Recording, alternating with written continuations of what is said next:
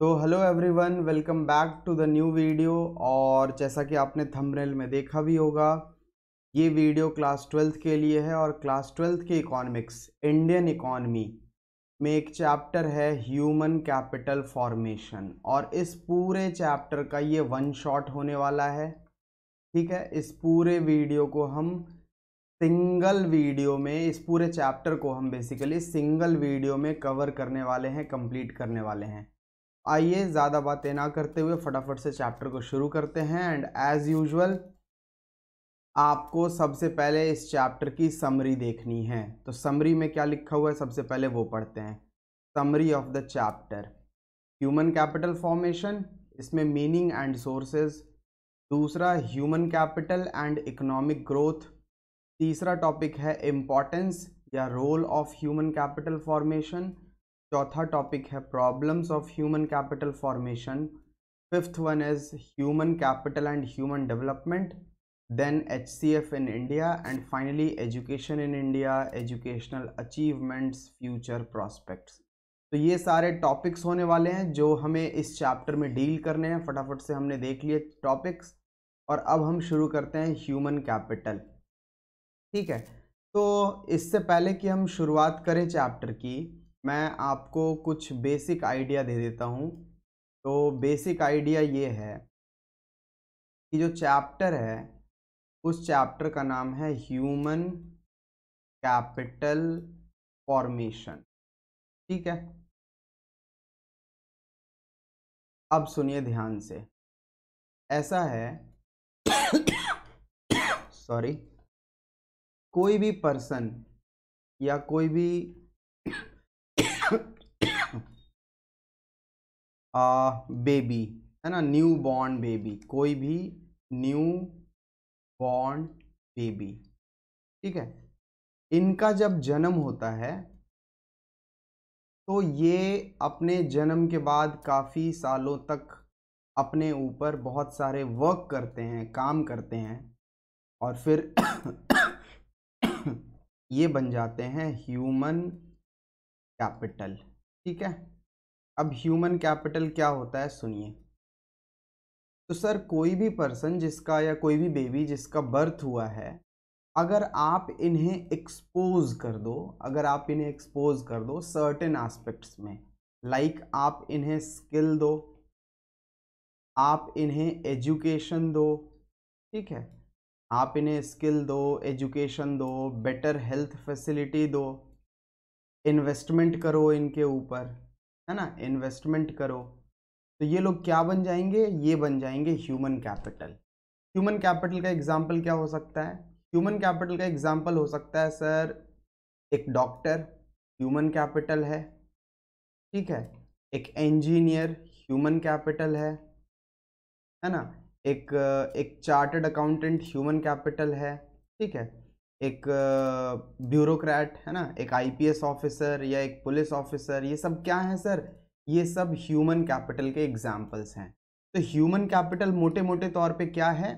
कोई भी पर्सन या कोई भी ह्यूमन रिसोर्स, कोई भी ह्यूमन रिसोर्स, अगर आप किसी भी ह्यूमन रिसोर्स को स्किल्स, एजुकेशन, हेल्थ या इन्वेस्टमेंट के टर्म्स में एक्सपोज कर दो, एक्सपोज करने का मतलब उन्हें ये सारी चीज़ें दो, ठीक है ना, तो वो किस में कन्वर्ट हो जाएंगे? वो कन्वर्ट हो जाएंगे ह्यूमन कैपिटल में। ठीक है, तो इसी टॉपिक को, इसी एस्पेक्ट को बहुत डिटेल में आपको इस चैप्टर में पढ़ना है। तो आइए अब हम लोग शुरू करते हैं चैप्टर को। ठीक है, तो अब इतना इंट्रोडक्शन जानने के बाद फटाफट से हम एक एक करके और काफ़ी आराम आराम से और पूरा चैप्टर कंप्लीट करेंगे। क्या लिखा हुआ है? The entire chapter deals / talks about development of human resource. पूरा चैप्टर किसके बारे में बात करेगा सर? ह्यूमन रिसोर्स के डेवलपमेंट के बारे में बात करेगा। ठीक है, मतलब एक ह्यूमन रिसोर्स है, उसको डेवलप कैसे करना है, उसे डेवलप करके ह्यूमन कैपिटल कैसे बनाना है, इसके बारे में बात करें। ठीक है, जब आप डेवलप करते हो ह्यूमन रिसोर्स को, तो उस ह्यूमन रिसोर्स की क्या बढ़ जाती है? क्वालिटी बढ़ जाती है। यही बात लिखी हुई है, the development of human resource means increase in the quality of human, ठीक है, human beings, which ultimately helps in the growth and development of the economy। Sir अगर ह्यूमन बीइंग्स का डेवलपमेंट होगा तो वो कंट्री के ग्रोथ में या इकोनॉमी के ग्रोथ में हेल्प करेंगे। कैसे? सुनो ध्यान से। सर मान लो कि हमारी कंट्री में सिर्फ 5 डॉक्टर हैं, है ना, जस्ट अज्यूम कर रहा हूं कि सिर्फ 5 डॉक्टर हैं और ये 5 डॉक्टर, अभी गुड्स वगैरह को इग्नोर करो, सिर्फ सर्विसेज का एग्जांपल दे रहा हूं मैं आपको। ये 5 डॉक्टर मान लो पूरे साल में जितनी भी मरीजों का इलाज कर रहे हैं ना, जितने भी पेशेंट्स का इलाज कर रहे हैं, ट्रीटमेंट कर रहे हैं, और उन सभी पेशेंट्स का ट्रीटमेंट करके ये लोग अर्न कर रहे हैं, सपोज करो सारे लोग मिल करके 50 लाख रुपए। कितने? 50 लाख रुपए। तो ये 50 लाख हमारी कंट्री की जीडीपी हो जाएगी।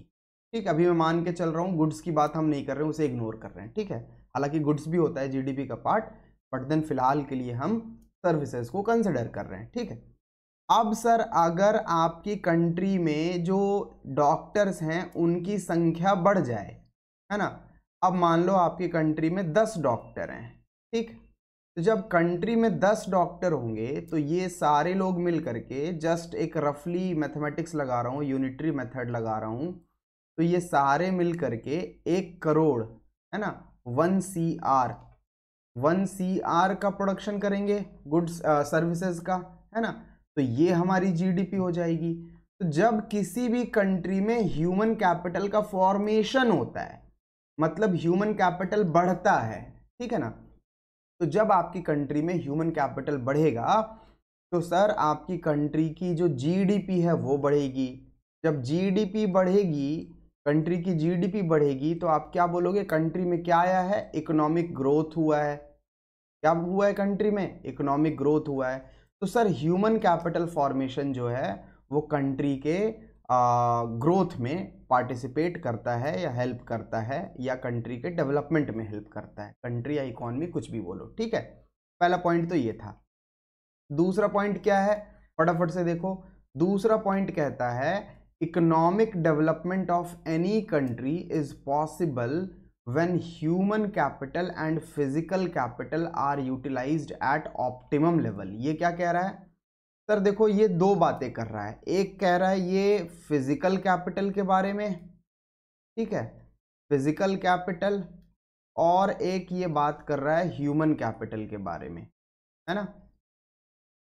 सर ह्यूमन कैपिटल आप समझ चुके हो, ह्यूमन कैपिटल क्या है? डॉक्टर, इंजीनियर, ये सारे ह्यूमन कैपिटल हैं, क्योंकि इनके ऊपर हमने इन्वेस्टमेंट किया है, इन्हें हमने एजुकेशन दी है, ठीक है ना। तो ये सारे लोग क्या बन गए सर? ह्यूमन कैपिटल बन गए। अब अगर आप ध्यान से देखोगे, फिजिकल कैपिटल हम कहते हैं सर मशीन्स को। किसे कहते हैं? फिजिकल कैपिटल का मतलब होता है मशीन्स, ठीक है ना। तो देखो, अगर आपकी कंट्री में बेटर क्वालिटी के, गुड क्वालिटी के ह्यूमन कैपिटल होंगे, तो इंसान ही तो मशीन को चलाता है, यूज करता है, और उस मशीन से हम क्या करते हैं? गुड्स प्रोड्यूस करते हैं। मशीन की मदद से हम क्या करते हैं? गुड्स प्रोड्यूस करते हैं, है ना। तो सर ये यही बात कह रहा है कि अगर कंट्री में ह्यूमन कैपिटल बेटर क्वालिटी की होगी, तो जो कंट्री की फिजिकल कैपिटल है ना, कंट्री के पास जो मशीन्स है, उनसे आप आउटपुट भी बढ़िया ले पाओगे, ज्यादा से ज्यादा प्रोडक्शन कर पाओगे, और जब प्रोडक्शन ज्यादा होगी तो आप क्या बोलोगे? अगेन सेम बात, कंट्री की जीडीपी बढ़ रही है। प्लस इसके अलावा एक बात और कि सर जो मशीन है, ये मशीन जो है, ये सर है, ये है दिमाग की उपज। मशीन क्या है? मशीन है दिमाग की उपज, है ना। किसके दिमाग की उपज? ह्यूमन कैपिटल की। इस मशीन को भी बनाने वाले ह्यूमंस ही हैं। अगर ह्यूमन कैपिटल हमारी कंट्री में जितना ज्यादा होगा और जितनी अच्छी क्वालिटी का होगा, हमारी कंट्री का जो फिजिकल कैपिटल है वो उतनी अच्छी क्वालिटी का होगा, मतलब वो उतनी बेटर टेक्नोलॉजी का होगा, ठीक है ना। ये बात आपको समझनी है और दिमाग में बिठाना है कि कंट्री का जीडीपी डिपेंड करता है फिजिकल कैपिटल के ऊपर, बोले तो मशीन के ऊपर, लेकिन मशीन डिपेंड कर रही है किसके ऊपर? ह्यूमन कैपिटल के ऊपर। 2 एस्पेक्ट में, एक तो प्रोडक्शन के एस्पेक्ट में, अगर ह्यूमन कैपिटल बेटर क्वालिटी का है तो मशीन का ऑप्टिमम यूज होगा, रिसोर्सेज का ऑप्टिमम यूज होगा। ऑप्टिमम का मतलब मैक्सिमम होता है, ठीक है। मैक्सिमम यूटिलाइजेशन होगा। लेकिन अगर पहली बात तो ये, दूसरी बात, अगर ह्यूमन कैपिटल बेटर क्वालिटी की है आपके पास, तो आप मशीन भी और अच्छी क्वालिटी का बनाओगे और बेटर वेरिएंट की मशीन लेकर के आओगे, तो आपकी कंट्री का ग्रोथ जबरदस्त होगा, है ना। यही बात वो कह रहा है। दूसरा पॉइंट। अब तीसरा पॉइंट पढ़ो। तीसरा पॉइंट क्या है? वो कहता है physical capital refers to inputs of production.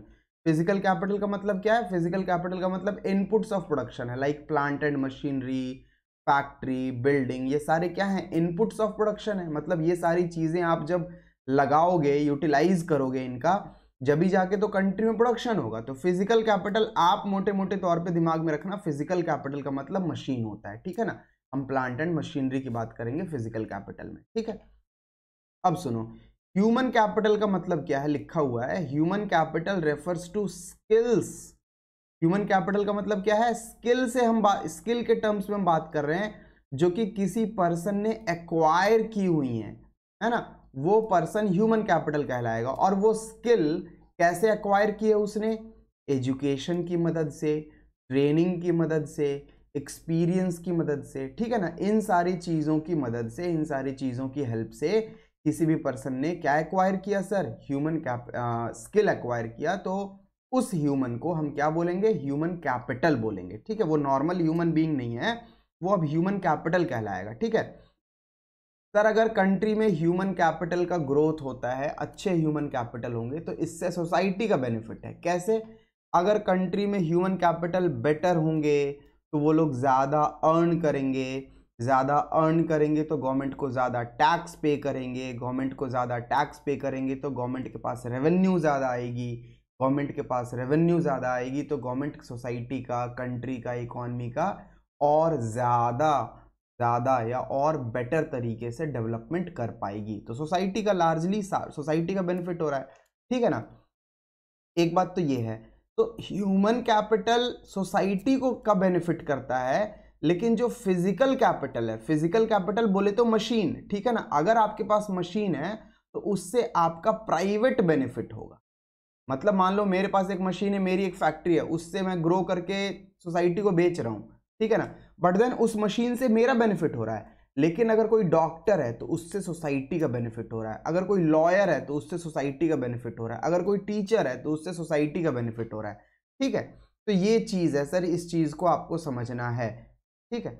अब सर एक छोटा सा डिफरेंस मैंने डाल दिया है, फिजिकल कैपिटल और ह्यूमन कैपिटल के बीच का डिफरेंस। तो देखो, फिजिकल कैपिटल किसे बोला हमने? मशीन को बोला, है ना। फिजिकल कैपिटल का मतलब क्या बोला मैंने? मशीन। और ह्यूमन कैपिटल का मतलब क्या रखना है दिमाग में? स्किल्ड पर्सन, है ना। ऐसा इंसान जिसके पास स्किल है, टैलेंट है ना, वो स्किल्ड पर्सन है। तो सर मशीन क्या होती है? टैंजिबल होती हैं। टैंजिबल का मतलब होता है जिसे आप छू के देख सकते हो। जैसे ये पेन, ये टैंजिबल है क्योंकि इसे छुआ जा सकता है, लेकिन मेरे दिमाग के अंदर जो नॉलेज है वो इनटैंजिबल है, उसे आप छू नहीं सकते। या मान लो अगर आप इंजीनियर हो तो आपके शरीर में, आपके बॉडी में, आपके दिमाग में जो हुनर है, जो स्किल है, वो इनटैंजिबल है, उसे छुआ नहीं जा सकता। तो वो कह रहा है फिजिकल कैपिटल टैंजिबल होता है, बोले तो मशीन टैंजिबल होती हैं, और जो ह्यूमन कैपिटल होता है वो इनटैंजिबल होता है।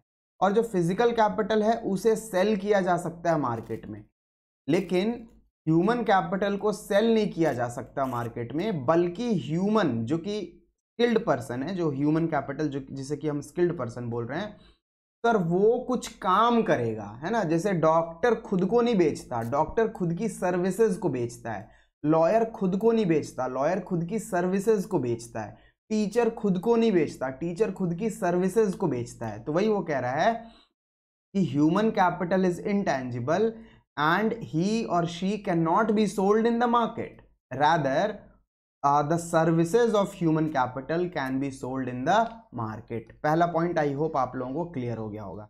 अब दूसरे पॉइंट पे आते हैं। दूसरा पॉइंट क्या कहता है? देखो सर, फिजिकल कैपिटल जो कि मशीन है, ठीक है ना, फिजिकल कैपिटल जो कि मशीन है सर, ये टाइम के साथ डेप्रिशिएट होगी। डेप्रिशिएट का मतलब होता है उसकी वैल्यू कम हो जाएगी।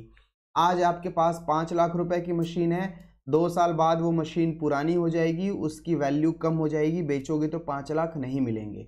आपके पास एक कार होगी, अगर वो कार जब आप खरीद के लाए होगे, मान लेता हूँ मैं 10 लाख की खरीद के लाए होगे, लेकिन अगर उस कार को रखे रखे आपको 2 साल हो गए हैं या आप 2 साल से चला रहे हो उस कार को, तो उस कार की वैल्यू कम हो गई होगी। तो fall in the value of asset, fall in the value of asset, है ना, fall in the value of asset या decrease in the value of asset with the passage of time, इसे ही हम क्या बोलते हैं सर, डेप्रिसिएशन बोलते हैं। ये वियर एंड टीयर की वजह से भी होता है, ये ऑब्सोलेसेंस की वजह से भी होता है, बाकी सारी चीज़ें आप लोग अकाउंट्स के बच्चे हो, अकाउंट्स वाले चैप्टर में पढ़ते होगे, और अगर अकाउंट्स के बच्चे नहीं हो तो इतनी जानकारी आपके लिए मोर देन सफिशिएंट है, ठीक है। सर ह्यूमन कैपिटल के बारे में क्या बोल रहा है, वो कह रहा है कि ह्यूमन कैपिटल में भी डेप्रिसिएशन होता है, बट इस डेप्रिसिएशन को आप कम कर सकते हो by investing in terms of और by making investment in education and health. कैसे, क्या मतलब है सर इसका? सर मान लो आज की डेट में मेरे पास नॉलेज है, ठीक है, आज की डेट में मेरे पास नॉलेज है सर, मेरी नॉलेज भी समय के साथ पुरानी हो जाएगी। कल के डेट में, आज से 5 साल के बाद, 6 साल के बाद इकोनॉमिक्स में कुछ और नया आएगा, तो मेरी वैल्यू क्या हो जाएगी, कम हो जाएगी मार्केट में, और उन लोगों की वैल्यू बढ़ जाएगी जिनके पास नई वाली नॉलेज है, न्यू नॉलेज है ना। तो मेरी वैल्यू, मैं ह्यूमन कैपिटल हूं, लेकिन मेरी वैल्यू क्या होगी सर, समय के साथ डेप्रिशिएट हो जाएगी, कम हो जाएगी, लेकिन मैं अपनी वैल्यू बढ़ा सकता हूं। कैसे? अगर मैं लगातार पढ़ता रहूं, जो न्यू चीजें आई हैं उनको स्टडी करता रहूं, ठीक है ना, और अपने स्वास्थ्य का भी ध्यान रखूं, तो मेरी वैल्यू क्या होगी सर, लगातार बनी रहेगी। आपने देखा होगा, बोला जाता है कि एक डॉक्टर जीवन भर पढ़ता रहता है, एक लॉयर जीवन भर पढ़ता रहता है, उसकी मजबूरी है पढ़ना। अगर ये लोग नहीं पढ़ेंगे, तो डॉक्टर अगर नहीं पढ़ेगा तो नई दवाइयां जो आई हैं मार्केट में उसके बारे में उसे जानकारी नहीं होगी। लॉयर अगर नहीं पढ़ेगा तो नए लॉज जो बने हैं मार्केट में या कंट्री में, उन लॉज के बारे में उसे जानकारी नहीं होगी, तो वो डॉक्टर मरीज का इलाज ठीक से नहीं कर पाएगा, और जो लॉयर होगा वो अपने क्लाइंट का केस हारता फिरेगा, तो उनकी डिमांड कम हो जाएगी, धीरे धीरे मार्केट से बाहर हो जाएंगे। तो अपने आप को मेंटेन रखने के लिए, अपने आप को मार्केट में बना के रखने के लिए इन लोगों का टारगेट होता है कि बराबर एजुकेशन और हेल्थ पे अपने ऊपर खर्चा किया जाए, एक्सपेंडिचर किया जाए। तो कहने का मतलब क्या है, कहने का मतलब ये है कि ह्यूमन कैपिटल में भी डेप्रिसिएशन लगता है, लेकिन उस डेप्रिसिएशन को कंट्रोल किया जा सकता है bye investing in health, bye investing in education, ठीक है। इसके बाद क्या बोला जा रहा है, अगला पॉइंट बोला जा रहा है, सर अगर मान लो मेरे पास कोई मशीन है, बोले तो फिजिकल कैपिटल, अगर मेरे पास कोई फिजिकल कैपिटल यानी कि मशीन है, तो उसको आप उसके ओनर से सेपरेट कर सकते हो। बोले तो मान लो आपने चुराई लिया उससे या उससे खरीद लिया, तो अब मशीन और ओनर अलग अलग हो गए, लेकिन सर आप ह्यूमन कैपिटल, किसी भी पर्सन में जो स्किल्स हैं उसको उसके अंदर से छीन नहीं सकते हो, निकाल नहीं सकते हो। वो जिस दिन मर जाएगा उसके साथ वो स्किल भी मर जाएंगी, ठीक है। तो ये बात वो कहना चाह रहा है, ठीक। गांव वगैरह में कहावत है ना कि भैया मैं तुम्हें अपने जेब से पैसा दे सकता हूं, अपना दिमाग नहीं दे पाऊंगा, है ना, उसके लिए तुम्हें मेहनत करनी पड़ेगी, चीज़ों को सीखना पड़ेगा। तो ये वही वाली बात कह रहा है, ठीक। अगला पॉइंट क्या है सर, अगला पॉइंट है फिजिकल, ये फिजिकल कैपिटल है, ठीक है ना, और ये ह्यूमन कैपिटल वाला कॉलम है। अगला पॉइंट क्या कह रहा है, अगला पॉइंट कह रहा है physical capital is the outcome of conscious decision of owner and is mainly economic and technical process. मतलब अगर आपको फिजिकल कैपिटल एक्वायर करना है, मशीन खरीदनी है, तो ये आप कॉन्शियसली सोचोगे ना, दिमाग से सोचोगे ना कि हाँ भैया मुझे तो एक मशीन खरीदनी है, तो ये आपका एक कॉन्शियस डिसीजन होगा, है ना, सोच के और समझ के लिया हुआ डिसीजन होगा ओनर का, ठीक है, और वो एक मशीन खरीद के लाएगा। बट देन ये डिसीजन क्या है सर, ये एक इकोनॉमिक डिसीजन है। इकोनॉमिक डिसीजन बोले तो कोई मशीन इसलिए खरीदता है ताकि वो उससे फर्दर प्रोडक्शन कर सके और अपनी इनकम बढ़ा सके, ठीक है। तो एक बात तो ये है। दूसरी बात क्या कह रहा है वो, दूसरी बात ह्यूमन कैपिटल में क्या कह रहा है, ह्यूमन कैपिटल में कह रहा है कि अगर कोई पर्सन आज की डेट में ह्यूमन कैपिटल है, मान लो आज की डेट में पर्सन ए आज की डेट में मान लो एक डॉक्टर है, तो वो आज डॉक्टर क्यों है, तो उसके पीछे रीजन है कि वो डॉक्टर, ये जो आउटकम है या ये जो डॉक्टर है, ये डॉक्टर सोसाइटी की वजह से, सोशल प्रोसेस की वजह से, और प्रोसेसर ऑफ ह्यूमन कैपिटल की वजह से। क्या मतलब है सर इसका, सुनो ध्यान से। सर जब आप ह्यूमन कैपिटल बनते हो तो आपके पीछे पूरी सोसाइटी पड़ती है, जब जाके आप ह्यूमन कैपिटल बनते हो। आज अगर कोई पर्सन डॉक्टर है तो उसके पीछे सोसाइटी का कंट्रीब्यूशन है। माँ बाप ने पैसा लगाया, टीचर्स ने पढ़ाया, कॉलेज में प्रोफेसर्स ने पढ़ाया, है ना, जिस कॉलेज या यूनिवर्सिटी या हॉस्पिटल में गए ट्रेनिंग लेने के लिए, उस अस्पताल ने उन्हें प्रॉपर तरीके से ट्रेनिंग दी। तो पूरी की पूरी सोसाइटी ने मिल करके उनके ऊपर वर्क किया, जब जा करके एक ह्यूमन कैपिटल तैयार हुआ। ठीक है ना, यही बात वो कहना चाह रहा है कि human capital is partly an outcome of social process and partly of processor of human capital। Processor कौन है ह्यूमन कैपिटल का? ह्यूमन कैपिटल के प्रोसेसर हो सकते हैं उसके पेरेंट्स, ह्यूमन कैपिटल के प्रोसेसर हो सकते हैं उसके टीचर्स। ये सारे लोग क्या होते हैं? प्रोसेसर होते हैं। बोले तो उसे प्रोसेस करके रगड़ रगड़ के, पीट पीट के, पढ़ा पढ़ा के, प्यार कर करके, है ना, उसे डॉक्टर बना दिया, तो वो प्रोसेसर है। ठीक है ना। अगला क्वेश्चन मैंने एक लिख दिया है ऐसे ही कि हाउ पीपल बिकम रिसोर्स। लोग रिसोर्स कैसे बन जाते हैं? तो सुनिएगा, जब लोग अपनी स्किल्स का, अपनी एजुकेशन का, अपनी एबिलिटी का इस्तेमाल करते हैं, यूज करते हैं तो वो क्या बन जाते हैं सर? वो रिसोर्स बन जाते हैं। और जब ह्यूमन रिसोर्स का मतलब ह्यूमन रिसोर्स यहाँ पे, ठीक है ना, और जब ह्यूमन रिसोर्स का फर्दर डेवलपमेंट होता है, बोले तो उन्हें और एजुकेशन दी जाए, और जैसे मान के चलो कि आपने टिल क्लास 12th पढ़ाई कर रखी है सिर्फ, तो आप क्या हो? आप ह्यूमन रिसोर्स है। ठीक है ना। लेकिन आप 12th के बाद ग्रेजुएशन करो, ग्रेजुएशन के बाद आप पीजी करो, पीजी के बाद आप पीएचडी कर लो, तो आप हाईली स्किल्ड पर्सन हो जाओगे, और आप क्या कहलाओगे सर? आप कहलाओगे ह्यूमन कैपिटल। ठीक है। तो ह्यूमन रिसोर्स का मतलब क्या? जब आप normal level of education, skill, talent वगैरह लेके बैठे हुए हो तो आप ह्यूमन रिसोर्स हो। लेकिन जब आपके पास टैलेंट एक अच्छे खासे लेवल पे आ चुका है, तब आप क्या बन जाओगे? ह्यूमन कैपिटल बन जाओगे। और इस प्रोसेस को हम बोलते हैं ह्यूमन कैपिटल फॉर्मेशन। ठीक है ना, ह्यूमन कैपिटल का फॉर्मेशन हो रहा है। अगला टॉपिक है ह्यूमन कैपिटल फॉर्मेशन। ठीक है, क्या है ह्यूमन कैपिटल फॉर्मेशन? ध्यान से देखिए, तो लिखा हुआ है ह्यूमन कैपिटल फॉर्मेशन, इसकी शॉर्ट फॉर्म HCF है, इस वजह से मैंने यहाँ पे HCF लिखा है। ठीक है, लिखा हुआ है human capital formation is the process of addition made to the stock of skilled and capable people in the country. है ना सर, मान लो मेरी कंट्री में 10 डॉक्टर, 10 इंजीनियर, 10 लॉयर और 10 चार्टर्ड अकाउंटेंट। और आज से 10 साल के बाद क्या हुआ सर? मेरी कंट्री में 20 डॉक्टर हो गए, 25 इंजीनियर हो गए, 50 लॉयर हो गए और 40 चार्टर्ड अकाउंटेंट हो गए। ठीक है ना। तो मैं बोलूंगा मेरे कंट्री में ह्यूमन कैपिटल फॉर्म हुआ है, ह्यूमन कैपिटल इंक्रीज हुआ है। तो जो स्टॉक था, जो पहले जो स्टॉक था, मान लेता हूं मैं ये 2010 में था, ये मान लेता हूं मैं ये 2020 में है, ठीक है ना, या 2022 में। तो सर जो स्टॉक था ह्यूमन कैपिटल का, यानी कि स्किल्ड लोगों का, 2010 में वो क्या हो गया है? वो बढ़ गया है। अब ज्यादा स्किल्ड लोग हैं हमारे देश में। ठीक है ना।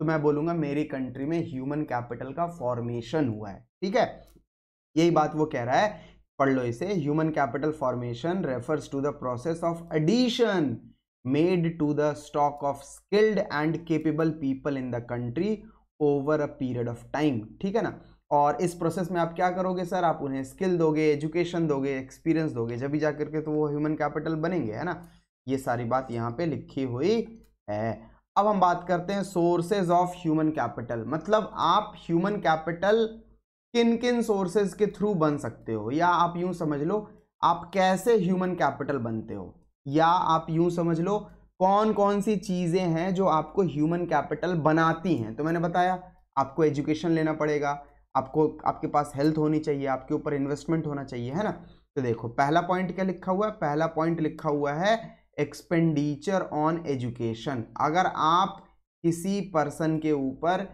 है ना, एजुकेशन के रिस्पेक्ट में खर्च करते हो, तो वो ह्यूमन कैपिटल बनेगा। अगर आप किसी पर्सन के ऊपर हेल्थ के रेस्पेक्ट में खर्चा करते हो, एक्सपेंडिचर करते हो, तो वो ह्यूमन कैपिटल बनेगा। ठीक है, 2 पॉइंट तो यहां हो गए। अगला पॉइंट क्या है, अगर सर आप किसी पर्सन को ऑन जॉब ट्रेनिंग देते हो, ऑन जॉब ट्रेनिंग क्या होती है अभी बताता हूं, फिलहाल के लिए बस नाम सुन लो। अगर आप ऑन जॉब ट्रेनिंग देते हो किसी को तो भी वो ह्यूमन कैपिटल बनेगा। अगर आप माइग्रेशन के ऊपर एक्सपेंडिचर करते हो, जब भी आप ह्यूमन कैपिटल बनोगे। और अगर आप इंफॉर्मेशन के ऊपर एक्सपेंडिचर करते हो, खर्चा करते हो, जब भी आप क्या बनोगे, जब भी आप ह्यूमन कैपिटल बनोगे या ह्यूमन कैपिटल का फॉर्मेशन होगा हमारी कंट्री या इकोनॉमी में। ठीक है, अब सुनो ध्यान से, एक्सपेंडिचर ऑन एजुकेशन। अगर आप एजुकेशन पे एक्सपेंडिचर करोगे तो कैसे आप ह्यूमन कैपिटल बनोगे, सुनो सर। जब आप एक्सपेंडिचर पे एक्सपेंस करते हो, खर्चा करते हो, तो आपकी जो फ्यूचर इनकम है वो बढ़ जाती है। अगर आप अनएजुकेटेड रहोगे तो कम कमाओगे, एजुकेटेड हो जाओगे तो ज्यादा कमाओगे, तो फ्यूचर इनकम क्या हो जाएगी सर, आपकी इंक्रीज हो जाएगी, बढ़ जाएगी। और आपका जो लिविंग स्टैंडर्ड है वो भी बढ़ जाएगा। लिविंग स्टैंडर्ड बढ़ने का मतलब है, हो सकता है आप आज 10 रुपए किलो वाला चावल खा रहे हो सकता है आज आप एक लोकल लेवल पे किसी डॉक्टर से जाके इलाज करवा रहे हो, लेकिन जब आपकी इनकम बढ़ेगी तो आप 10 रुपए किलो वाला चावल नहीं, आप 80 रुपए किलो वाला या 100 रुपए किलो वाला चावल खाओगे। हो सकता है जब आपकी इनकम बढ़ जाए तो आप लोकल डॉक्टर से नहीं, आप एक प्रोफेशनल डॉक्टर के पास जाओगे, बड़े बड़े अस्पतालों में जाकर के अपना इलाज करवाओगे, है ना। आप फिर स्लम एरिया में या कैजुअल एरिया में नहीं रहोगे, आप एक पॉश इलाके में शिफ्ट हो जाओगे, तो आपका स्टैंडर्ड ऑफ लिविंग भी क्या होगा, बढ़ेगा। अगर आप किस पे खर्चा करते हो, एजुकेशन पे खर्चा करते हो। ठीक है, ये तो पहला पॉइंट था। दूसरा पॉइंट क्या कह रहा है वो, दूसरा पॉइंट कह रहा है labour skill of an educated person is more than that of an uneducated person. मतलब जो स्किल्ड, जो एजुकेटेड पर्सन है उसके अंदर जो लेबर स्किल होगी वो एक अनएजुकेटेड पर्सन से ज्यादा होगी। जैसे मैं आपको बताता हूं सर, एक लेबर है जो कि बिल्डिंग के कंस्ट्रक्शन में काम कर रहा है, ठीक है, नॉर्मल लेबर है, वो ईंट उठाता है, सीमेंट को पानी में मिला करके और फिर उसका घोल बनाता है, ईंटों पे सीमेंट लगाता है, फिर उसकी प्रॉपर फिनिशिंग करता है और दीवार बना करके खड़ी करता है। लेकिन दीवार कितनी लंबी होगी, कितनी चौड़ी होगी, दीवार की जो नींव है, जो बेस है, उसे जमीन के अंदर कितना रखा जाएगा कि एक मजबूत बिल्डिंग बन करके तैयार होगी, ये वाली नॉलेज हो सकता है उसके पास ना हो। ये वाली नॉलेज होगी किसके पास, इंजीनियर के पास। वो बताएगा उसे, काम वो सारा लेबर करेगा, लेकिन जो चीजें बताएगा कौन, वो इंजीनियर बताएगा। ठीक है ना। तो सर आज के डेट में जो आप बड़े बड़े मॉल्स देख रहे हो, बड़ी बड़ी बिल्डिंग्स देख रहे हो, वो किसका कमाल है, वो सर एजुकेटेड पर्सन के ही लेबर स्किल का कमाल है। कि वो टेढ़ी ऐसी बिल्डिंग बना दे रहे हैं लोग, टेढ़ी सी बिल्डिंग, है ना। ये जो टेढ़ी सी बिल्डिंग है वो भाई साहब टिकी हुई कैसे है, तो उसके पीछे दिमाग लगा है, बुद्धि लगी है ना। सारा वो फिजिक्स, केमिस्ट्री, बायोलॉजी सब लगाया उन्होंने, मैथमेटिक्स सब, ट्रिगोनोमेट्री, पता नहीं क्या क्या लगाया है, जब जाकर के उन्होंने ऐसी टिल्टेड बिल्डिंग बना दी और बड़ी सुंदर सी बिल्डिंग बना दी। तो सर यही वो कहना चाह रहा है कि जो स्किल, जो एजुकेटेड पर्सन है उसके अंदर जो स्किल होगा वो ज्यादा होगा अनएजुकेटेड पर्सन के मुकाबले। अगला क्वेश्चन है, how education contributes to economic growth. Economic growth का मतलब आप समझ जाओ सिंपली, अभी यहाँ पे इकोनॉमिक ग्रोथ का मतलब मैं आपको अभी आगे चल के थोड़ी देर में बहुत डिटेल में बताऊंगा। फिलहाल के लिए आप इकोनॉमिक ग्रोथ का मतलब मानो जीडीपी ग्रोथ, ठीक है ना। क्वेश्चन क्या लिखा हुआ है, क्वेश्चन लिखा हुआ है एजुकेटेड पर्सन जीडीपी के ग्रोथ में कैसे हेल्प करेगा। अब आपके पास आंसर आ चुका होगा इतनी डिस्कशन करने के बाद कि सर चूंकि एजुकेटेड पर्सन है तो वो या स्किल्ड पर्सन है तो वो ज्यादा गुड्स या ज्यादा सर्विसेज प्रोड्यूस करेगा एक साल में। जब कंट्री में ज्यादा गुड्स और ज्यादा सर्विसेज प्रोड्यूस होंगी तो हम कहेंगे कंट्री की जीडीपी बढ़ गई है, और जब जीडीपी बढ़ गई है इसका मतलब कंट्री में इकोनॉमिक ग्रोथ हुआ है ना। ये बात है, यहां तक बात क्लियर हो गई, ठीक है। इसके बाद है सर अगला पॉइंट है एक्सपेंडिचर ऑन हेल्थ। हेल्थ के ऊपर एक्सपेंडिचर अगर आप करते हो, अगर आप हेल्थ के ऊपर एक्सपेंडिचर करते हो तो भी आप ह्यूमन कैपिटल बनते हो। सर सुनो कैसे, सर मान लो मैं बहुत ज़्यादा बीमार रहने लग जाऊं तो मैं पढ़ा ही नहीं पाऊंगा बच्चों को। या एक इंजीनियर का एग्जाम्पल ले लो, अगर एक इंजीनियर है वो अगर बहुत ज़्यादा बीमार रहने लग जाए तो वो सर जॉब पे नहीं जा पाएगा। जब जॉब पे नहीं जा पाएगा तो एक तो उसकी सैलरी कम हो जाएगी, हो सकता है जॉब भी चली जाए, इनकम कम हो जाएगी, फैमिली भी सफ़र करेगी, बहुत सारी प्रॉब्लम हो सकती हैं। But at the and sir वो एक नॉर्मल पर्सन बन के रह गया है, है ना, दो he is having the skills, उसके पास स्किल्स हैं, लेकिन चूंकि वो बीमार है, वो बेड पे पड़ा हुआ है, इसके लिए इस वजह से उसकी कोई वैल्यू नहीं है। जब वो बेड से उठेगा, स्वस्थ रहेगा, जब भी तो काम करेगा ना। तो सर आपको हेल्थ पे एक्सपेंडिचर करना है। अगर आप अपने स्वास्थ्य पे खर्च करते हो तो भी आप ह्यूमन कैपिटल बनते हो, ठीक है ना। हाँ, आप ह्यूमन कैपिटल कहलाते हो, ठीक है। क्या लिखा हुआ है, it helps in building productive labour force, है ना सर। अगर जो लेबर है हमारी वो हेल्दी होगी, वो हेल्दी होगी अगर, तो हम क्या बोलेंगे कि हमारी लेबर फोर्स क्या है सर, प्रोडक्टिव है। अगर हेल्दी नहीं होगी तो हमारी लेबर फोर्स लेस प्रोडक्टिव होगी, है ना, या नॉन प्रोडक्टिव होगी। तो उस केस में हम उन्हें ह्यूमन कैपिटल नहीं बोलेंगे, ठीक है ना। और अगर आपकी हेल्थ अच्छी होती है तो आप क्या करते हो, आपकी क्वालिटी ऑफ लाइफ भी क्या हो जाती है, अच्छी हो जाती है, ठीक बात है। अगला पॉइंट पढ़ो। अगला पॉइंट बोला जा रहा है सर कुछ हेल्थ के ऊपर हम कुछ एक्सपेंडिचर करते हैं, है ना। हेल्थ के ऊपर हर इंसान एक्सपेंडिचर करता है। पहला नाम है सर प्रिवेंटिव मेडिसिन, है ना। प्रिवेंटिव मेडिसिन के ऊपर आप एक्सपेंडिचर करते हो। जैसे सर जब आप छोटे से थे एकदम टुन्नू मुन्नू से, तब आपकी मम्मी आपको अस्पताल लेकर के गई थी और पोलियो का वैक्सीन दिलवाया था। तो ये एक्चुअली आपको उस समय पे कोई बीमारी नहीं थी, लेकिन आपको पोलियो का अटैक ना पड़े इस वजह से आपको पोलियो का डोज दिया गया, है ना। तो सर ये कौन सी मेडिसिन, कौन सा एक्सपेंस कहलाएगा, ये कहलाएगा प्रिवेंटिव मेडिसिन एक्सपेंडिचर, जो कि आप वैक्सीनेशन पे करते हो। सर कोरोना आया, कोविड आया, सब लोगों ने कोविशील्ड या कोवैक्सीन करके जो मेडिसिन वैक्सीन अवेलेबल थी वो ले ली।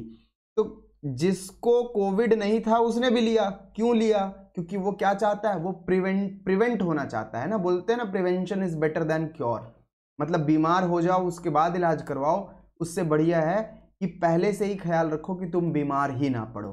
तो प्रिवेंटिव मेडिसिन के ऊपर जो खर्चा होता है, एक खर्चा तो हेल्थ के ऊपर हम ये करते हैं। दूसरा सर क्यूरेटिव मेडिसिन।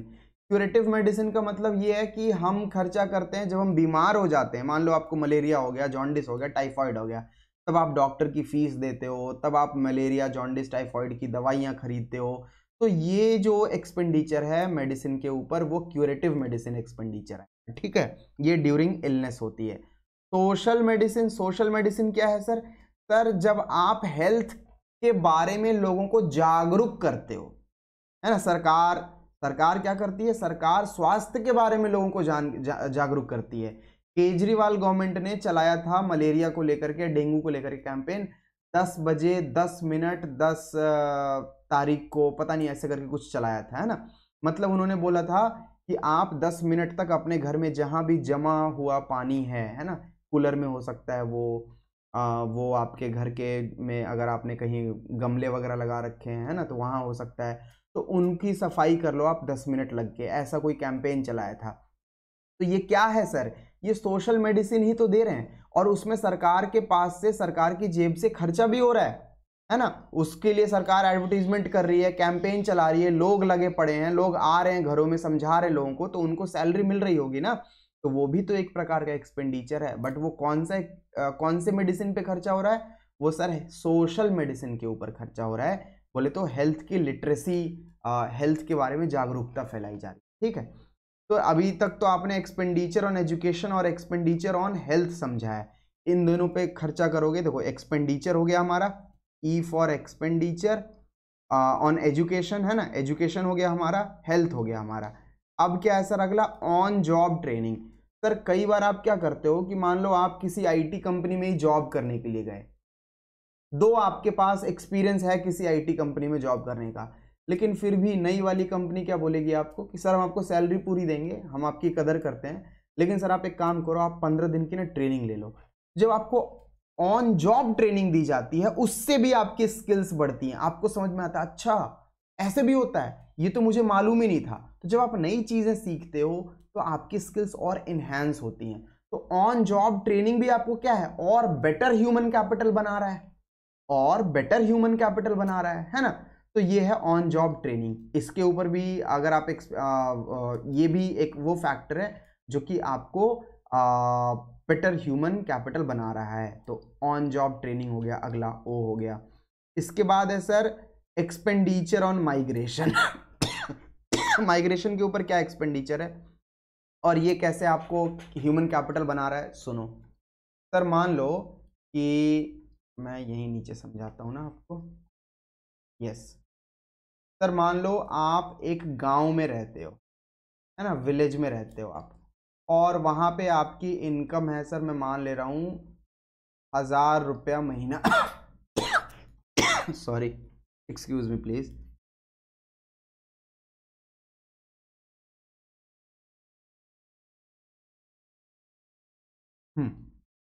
यस, थोड़ी खांसी है तो अदरक मैंने सोचा रख लूं मुंह में, है ना।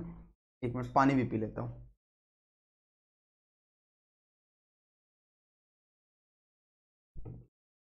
यस, तो सर मान लो, सॉरी फॉर द इंटरप्शन। तो सर मान लो 1000 रुपये क्या है, 1000 रुपये आपकी मंथली इनकम है, और सर आपकी बीवी भी है, ठीक है, खुश मत हो ज़्यादा, बच्चे भी हैं आपके, और ज़्यादा खुश होने की ज़रूरत नहीं, ठीक है। तो सर आपके माँ बाप भी हैं, आपको परिवार चलाना है, और 1000 रुपया उतना ज़्यादा अमाउंट नहीं है जिससे कि आप बहुत इजीली अपने घर को मैनेज कर पाओ। तो ये पर्सन क्या करेगा, नॉर्मली क्या होता है वो बता रहा हूँ मैं आपको। तो ये पर्सन क्या करेगा, सबसे पहले ये अकेला ना गांव से मैं मूव करके आएगा शहर में। SHEHAR, जो पढ़े लिखे लोग हैं उनके लिए सिटी लिख देता हूँ, कभी बुरा मान जाए, ठीक है, और इनके लिए विलेज लिख देता हूँ, ठीक है। हमें कॉन्सेप्ट को समझने से मतलब है, मुझे पता है आपको मालूम है कि गांव को विलेज कहते हैं और शहर को सिटी कहते हैं, ठीक है, या टाउन कहते हैं। बट देन वो सर गांव से आया है कहाँ, वो गांव से आया है शहर। पहले आएगा शहर पे, तो सर गांव से आएगा यहाँ तक तो ट्रैवलिंग का खर्चा, ट्रैवलिंग पे उसने खर्चा किया है या नहीं। इसके बाद मान लो उसका शहर में, जनरली ऐसे ही होता है, उसका शहर में कोई दोस्त होगा, आएगा 1 महीना लगभग अपने दोस्त के यहाँ रहेगा, और फिर वहीं से अलग अलग जगह पे डेली निकलेगा, सुबह सुबह लिमिटेड पैसा लेके आया होगा अपने गांव से ट्रैवल करके, और किसी फैक्ट्री में या किसी कहीं, क्योंकि ये बहुत ज़्यादा स्किल्ड नहीं है ना, गांव में रहता था, खेती मजदूरी करता था, तो कहीं जा कर के वो जॉब ढूंढेगा पर्सन। जब वो जॉब ढूंढ लेगा, जब वो पर्सन जॉब ढूंढ लेगा, तब फिर वो अपना कमरा ले लेगा किराए पे, फिर अपने गांव से अपनी बीवी को, अपने बच्चों को बुला लेगा, ठीक है। और जहाँ पे उसने जॉब ढूंढा होगा, मान लो वो किसी फैक्ट्री में जॉब कर रहा है, तो सर गांव में रह करके उसे किसी फैक्ट्री में मशीन चलाने का एक्सपीरियंस नहीं था, मशीन चलाने की नॉलेज नहीं थी। लेकिन जब वो किसी फैक्ट्री में काम करेगा, 10 दिन 15 दिन लगते हैं किसी भी मशीन पे काम करना कैसे है, कैसे किसी भी मशीन पे कैसे काम किया जाता है, इस चीज़ को सीखने में 10 से 15 दिन लगते हैं। और वो 10 से 15 दिन में ये सारी चीज़ें सीख लेगा कि फैक्ट्री में काम कैसे करते हैं, मशीन पे काम कैसे करते हैं। अब ये क्या हो गया, स्किल्ड हो गया। लेकिन अगर आप ध्यान से देखो तो ये पर्सन पहले विलेज में था और अब सिटी में आ गया है, तो इस प्रोसेस को, इस मैकेनिज्म को हम क्या बोलते हैं, माइग्रेशन बोलते हैं। और एक जगह से दूसरी जगह पे माइग्रेट करने के लिए इसने क्या किया, एक्सपेंडिचर किया, पहले पेन लिया, है ना। जब वो शहर में आएगा तो इसका कॉस्ट ऑफ लिविंग भी बढ़ जाएगा, गांव पे किराया नहीं लगता था, यहाँ किराया देना पड़ेगा। गांव में वो एक जगह से दूसरे जगह जाने के लिए पैदल साइकिल का इस्तेमाल कर लेता था, शहर में कहाँ ही साइकिल चला पाएगा, तो बस के थ्रू या मेट्रो के थ्रू ट्रांसपोर्टेशन करेगा, तो उसका भी खर्चा बढ़ेगा। गांव में बच्चे सरकारी स्कूल में सिंपल पढ़ रहे थे, तो और ट्यूशन वगैरह मिलता नहीं था वहाँ पे बच्चों को, तो नहीं कर रहे थे। यहाँ पे ज़्यादा पैसे कमा रहा है थोड़े, तो ये सोचेगा कि यार बच्चे जब शहर में आ गए हैं तो चलो सरकारी में ही एडमिशन करवा देते हैं, लेकिन ट्यूशन फैसिलिटी दे देते हैं। तो माइग्रेशन पे ये सारे एक्सपेंसेस हैं जो वो पर्सन कर रहा है, और ये सारा एक्सपेंस करके वो नॉर्मल ह्यूमन बीइंग से क्या बन जा रहा है सर, वो ह्यूमन कैपिटल बन जा रहा है, क्योंकि अब उसे मशीन भी चलाना आता है, वो अपने बच्चों के ऊपर खर्चे भी कर रहा है, वो अपने स्वास्थ्य का भी ध्यान रख रहा है, बहुत सारी चीज़ें कर रहा है। आई होप आपको एग्जाम्पल समझ में आया होगा। अब पढ़ लो इसको, अब सारा कॉन्सेप्ट क्लियर हो जाएगा। इसमें लिखा हुआ है एक्सपेंडिचर और माइग्रेशन में, it helps to increase earnings at migrated place. जब आप माइग्रेट करके आए तो आपकी अर्निंग बढ़ जाएगी, बताया मैंने आपको, ठीक है। Migration involves 2 types of cost. जब आप एक जगह से दूसरी जगह माइग्रेट करते हो तो 2 तरह के खर्चे लगते हैं। एक तो cost of transportation, cost of transportation का मतलब है गांव से शहर आने का खर्चा, ठीक है। और higher cost of living at migrated place, sir जहां पे आप जो शहर है यहाँ पे आपकी कॉस्ट ऑफ लिविंग क्या हो जाएगी, बढ़ जाएगी। क्यों, रेंट पे मकान लेना पड़ेगा, गांव पे रेंट नहीं लग रहा था, ब्ला ब्ला बताया मैंने आपको। सर तीसरा फिजिक कॉस्ट भी आप पे करते हो। फिजिक कॉस्ट का मतलब होता है कि जब आप गांव में थे तो बहुत कूल माइंडेड रहते थे, ज्यादा टेंशन नहीं लेते थे, स्ट्रेस नहीं लेते थे। लेकिन जब आप शहर में आओगे तो आपको टेंशन होगी कि अगर मैंने अब इस महीने में 10 दिन के लिए बीमार पड़ गया था, 10 दिन जॉब पे नहीं गया, मालिक सैलरी काट लेगा, तो फिर किराया कहाँ से दूंगा, राशन कहाँ से लेकर के आऊंगा, बच्चों की स्कूल की फीस कहाँ से दूंगा, ट्यूशन की फीस कहाँ से दूंगा। तो आप क्या लेते हो सर, साइकिक कॉस्ट बोलते हैं इसको, है ना। आप एक साइकिक कॉस्ट भी बियर करते हो माइग्रेशन जब आप करते हो। तो माइग्रेशन करने पे आप 2 मत करना, इसे 3 कर लेना, ठीक है ना। या 2 और 3 भी करने की जरूरत नहीं है, आप सेवरल टाइप्स ऑफ कॉस्ट कर लेना, ठीक है ना। Several types of cost, cost of transportation, higher cost of living at migrated place और साइकिक कॉस्ट। अगला है सर, आप अगर इंफॉर्मेशन पे खर्चा करते हो तब भी आप ह्यूमन कैपिटल बनते हो। कैसे, सुनो सर, अगर आप इंफॉर्मेशन पे खर्च करोगे तो आप बेटर ह्यूमन कैपिटल बनोगे। सर कैसे, समझाओ, देखो समझाते हैं। सर मान लो आप 12th क्लास के स्टूडेंट हो, ठीक है, 12th क्लास स्टूडेंट हो आप, और आपका नाम है उज्जवल राजपूत, ठीक है, आपका नाम है उज्जवल राजपूत, ठीक है। सर आप 12th क्लास के स्टूडेंट हो, आप क्या कर रहे हो सर, आप ना 12th मान लो आपने क्लियर किया सर 97% से या 98%, ठीक है, ये आपने रफली स्कोर किया। अब सर आपको डिसीजन लेना है कि आपको किस कॉलेज में एडमिशन लेना है। तो सर आप अपने पापा से बोलोगे कि पापा मैं ज़रा एक बारी ना मुंबई के कॉलेजेस, मुंबई घूम के आ जाता हूँ, मुंबई में कौन कौन से कॉलेजेस हैं देख के आ जाता हूँ, उनके बारे में जानकारी ले लेता हूँ। आप बोलोगे पापा मैं डीयू के बारे में जानकारी ले लेता हूँ। आप बोलोगे सर पापा मैंने बेंगलोर में भी बहुत सारे कॉलेजेस का नाम सुना है, वहाँ के लिए वहाँ पे एक बार वहाँ की जानकारी ले लेता हूँ।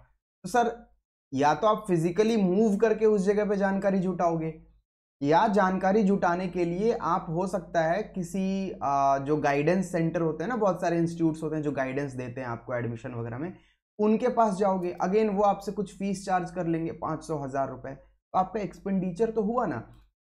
तो जब आप इंफॉर्मेशन को कलेक्ट करने के लिए एक्सपेंडिचर करते हो तब भी आप बेटर ह्यूमन कैपिटल बनते हो या ह्यूमन कैपिटल बनते हो। क्योंकि जब आप इंफॉर्मेशन कलेक्ट करने के लिए खर्चा कर रहे हो तो जो आपका डिसीजन होगा वो बेटर डिसीजन होगा, गुड क्वालिटी का डिसीजन होगा। और जब आप गुड क्वालिटी का डिसीजन लोगे तो सर हो सकता है आप बेटर कॉलेज में जाओगे, बेटर यूनिवर्सिटी में जाओगे।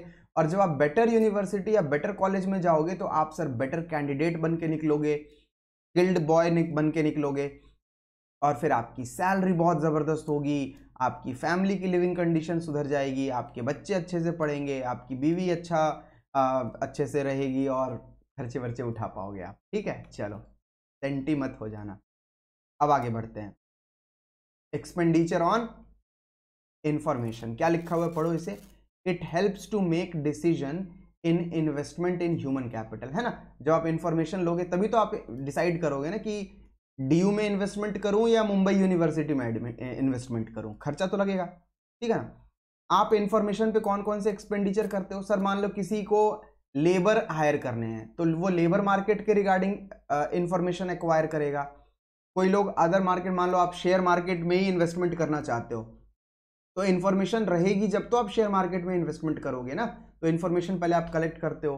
सर कई बार आप एजुकेशनल इंस्टीट्यूशंस के बारे में भी इंफॉर्मेशन कलेक्ट करते हो। वो एजुकेशनल इंस्टीट्यूशन जिनके बारे में आपने इंफॉर्मेशन कलेक्ट की उनका स्टैंडर्ड कैसा है, कैसी क्वालिटी की एजुकेशन दे रहे हैं, प्लस उन एजुकेशनल इंस्टीट्यूशंस में खर्चा कितना लगेगा, पैसे कितने लगेंगे मेरे पापा के, ये भी तो जानकारी जुटाओगे आप। तो सर ये हो गया एक्सपेंडिचर ऑन इंफॉर्मेशन। तो ये सारे थे आपके पास में सोर्सेज ऑफ ह्यूमन कैपिटल। मतलब अगर आप इन चीजों पे खर्चा करते हो तो आप क्या बन जाओगे, आप ह्यूमन कैपिटल बनने की प्रक्रिया में आ जाओगे या आप ह्यूमन कैपिटल बन जाओगे। कौन कौन से एक्सपेंडिचर थे, एक तो सर एजुकेशन पे किया था पहला, दूसरा किस पे किया याद करो, देखो रिकॉल करोगे तो आपका जो लर्निंग कैपेसिटी है वो बढ़ेगा, ठीक है ना। एजुकेशन पे खर्चा किया था, मैं भी आपके साथ साथ कोशिश करता हूँ। हेल्थ पे किया था ऑन जॉब ट्रेनिंग किया, है ना, उसके बाद सर माइग्रेशन पे खर्चा किया, और किस पे खर्चा किया सर, इंफॉर्मेशन पे खर्चा किया। इन चारों पांचों लेटर्स को पकड़ना और पकड़ करके अलट पलट के कुछ फोनेटिक्स बनाने की कोशिश करना और उससे सोर्सेज लर्न कर लेना, ठीक है। चलो अब हम आगे बढ़ते हैं। अगला टॉपिक है sir human capital and economic growth. Sir मैंने अभी आपको थोड़ी देर पहले बोला था इकोनॉमिक ग्रोथ में आपको डिटेल में समझाऊंगा, तो अब समय आ चुका है जब मैं आपको इकोनॉमिक ग्रोथ डिटेल में समझाऊं। सुनो, इकोनॉमिक ग्रोथ का मतलब होता है राइज इन या increase in real GDP, increase in real GDP. जब किसी कंट्री की रियल जीडीपी बढ़ती है तो हम क्या बोलते हैं, इकोनॉमिक ग्रोथ हुआ है, ठीक है ना। नॉमिनल जीडीपी बढ़ेगी तो हम उसे इकोनॉमिक ग्रोथ नहीं बोलेंगे। सर रियल जीडीपी का मतलब होता है, रियल जीडीपी तब निकलता है जब आप प्राइस ऑफ बेस ईयर के साथ मल्टीप्लाई करते हो क्वांटिटी ऑफ करंट ईयर को, और नॉमिनल जीडीपी तब निकलता है जब आप प्राइस ऑफ करंट ईयर को मल्टीप्लाई करते हो क्वांटिटी ऑफ करंट ईयर से। क्या मतलब है सर इसका सिंपल सा मतलब है कि सर मान लो 2011 में मेरे देश में 100 केजी राइस प्रोड्यूस हुआ और उसकी कीमत थी 20 रुपए पर केजी, ठीक है। और सर 2022 में मेरी कंट्री में मान लेता हूं मैं 100 केजी राइस ही प्रोड्यूस हुआ और कीमत हो गई है सर 40 रुपए पर केजी। तो अब अगर मैं पिछले साल का 2011 का जीडीपी निकालूं तो प्राइस इंटू क्वांटिटी करूंगा तो 100 केजी 20 रुपए के हिसाब से तो मैं बोलूंगा मेरी कंट्री की जीडीपी 2000 रुपए है। यहां पे अगर मैं जीडीपी निकालता हूं तो मैं बोलूंगा 100 इंटू में 40 तो ये हो गया 4000 रुपए, तो मैं बोलूंगा मेरी कंट्री की जीडीपी है। अगर आप में से किसी को लगता है कि 2011 के मुकाबले 2022 में हमारी कंट्री की जीडीपी बढ़ गई है तो सर आप गलत हो, इसलिए क्योंकि 2011 में भी आपकी कंट्री की कंट्री का जो आउटपुट था वो 100 केजी ही था, और इस साल भी आपकी कंट्री में आउटपुट 100 केजी ही हुआ है। जीडीपी बढ़ी हुई आपको सिर्फ इसलिए नजर आ रही है क्योंकि आपकी कंट्री में राइस के प्राइसेस बढ़ गए हैं, 20 रुपए से 40 रुपए हो गया। हो सकता है इन्फ्लेशन की वजह से प्राइसेस बढ़ गए हों, तो सर आपकी कंट्री में ग्रोथ नहीं हुआ है। अगर ऐसा मतलब अब आप अगर ये बोलते हो sir this is not an example of GDP growth, not an example of economic growth, ठीक है ना, इसे हम इकोनॉमिक ग्रोथ नहीं बोलेंगे। इकोनॉमिक ग्रोथ कब बोलेंगे, इकोनॉमिक ग्रोथ तब बोलेंगे जब 100 केजी ना होकर के अगर हमारी इकोनॉमी में प्रोडक्शन हुआ होता मान लो 200 केजी राइस का, 300 केजी राइस का, तो जब goods and services produced in the economy बढ़ेगा तब हम बोलेंगे कि हमारी कंट्री में इकोनॉमिक ग्रोथ हुआ है। और जब गुड्स एंड सर्विसेज प्रोड्यूस्ड बढ़ती हैं तो बेसिकली आप वो रियल जीडीपी कहलाती है, ठीक है। ये अगर आपको कॉन्सेप्ट मालूम है, हालांकि नेशनल इनकम नाम के चैप्टर में ये आप कॉन्सेप्ट्स पढ़ते हो, बट देन मैंने यहाँ पे भी आपको एक्सप्लेनेशन देने की पूरी कोशिश की है। अब पढ़ो क्या लिखा हुआ है, economic growth refers to increase in real GDP या real national income of the country. जब किसी भी कंट्री की रियल जीडीपी या रियल नेशनल इनकम बढ़ती है तो हम उसे बोलते हैं इकोनॉमिक ग्रोथ, ठीक है।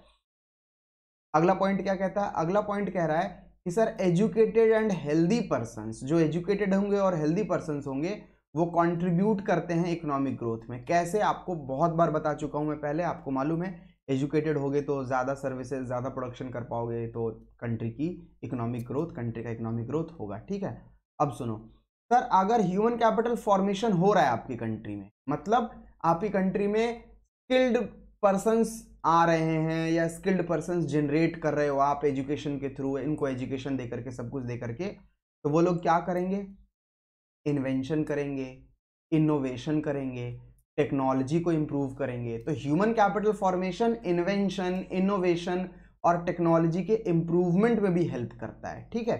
अगला पॉइंट क्या है, अगला पॉइंट है it is difficult to establish cause and effect relationship between human capital and economic growth, है ना। ये क्या कह रहा है, ये कह रहा है कि सर ऐसा कह पाना कि इसलिए, सिर्फ इसलिए क्योंकि हमारी कंट्री में ह्यूमन कैपिटल बढ़ गया है, इसी वजह से हमारी कंट्री का इकोनॉमिक ग्रोथ हुआ है, ऐसा कह पाना बहुत मुश्किल होता है। हालांकि होता यही है, लेकिन आप जब कोई स्टेटमेंट देते हो तो उसके लिए आपको कुछ फिगर्स, फैक्ट, स्टैट्स बताना पड़ता है ना। लेकिन सर आप सुनो बात को ध्यान से, सर मान के चलो कि आपकी कंट्री में ह्यूमन कैपिटल को फैसिलिटेट करने के लिए आपने अपने स्कूलों में बेटर टीचर प्यूपिल रेशो लगा दिया। टीचर प्यूपिल रेशो का मतलब होता है कि आपने बोला कि पहले हमारे देश में 100 बच्चों को एक टीचर पढ़ाता था, अब हम इस रेशो को खत्म करके 50:1 करेंगे। तो टीचर प्यूपिल रेशो आपने 50:1 कर दिया, मतलब 50 बच्चों पे एक टीचर।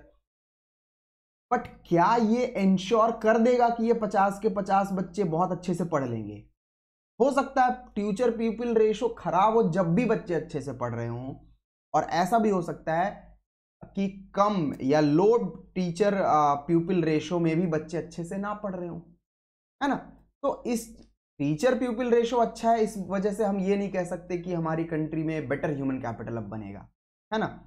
मान लो मैं कहता हूं कि हमारी कंट्री में लोगों की लाइफ एक्सपेक्टेंसी बहुत अच्छी है, या मैं कहता हूं मॉर्टेलिटी रेट बहुत कम है, तो क्या इसका मतलब ये है कि हमारी कंट्री का हेल्थ स्टेटस बहुत अच्छा है लोगों का? जी नहीं सर। हो सकता है कि हमारी कंट्री में मॉर्टेलिटी रेट कम है, लोग कम मर रहे हैं, लेकिन जितने लोग हैं वो ज्यादातर बीमार रह रहे हैं।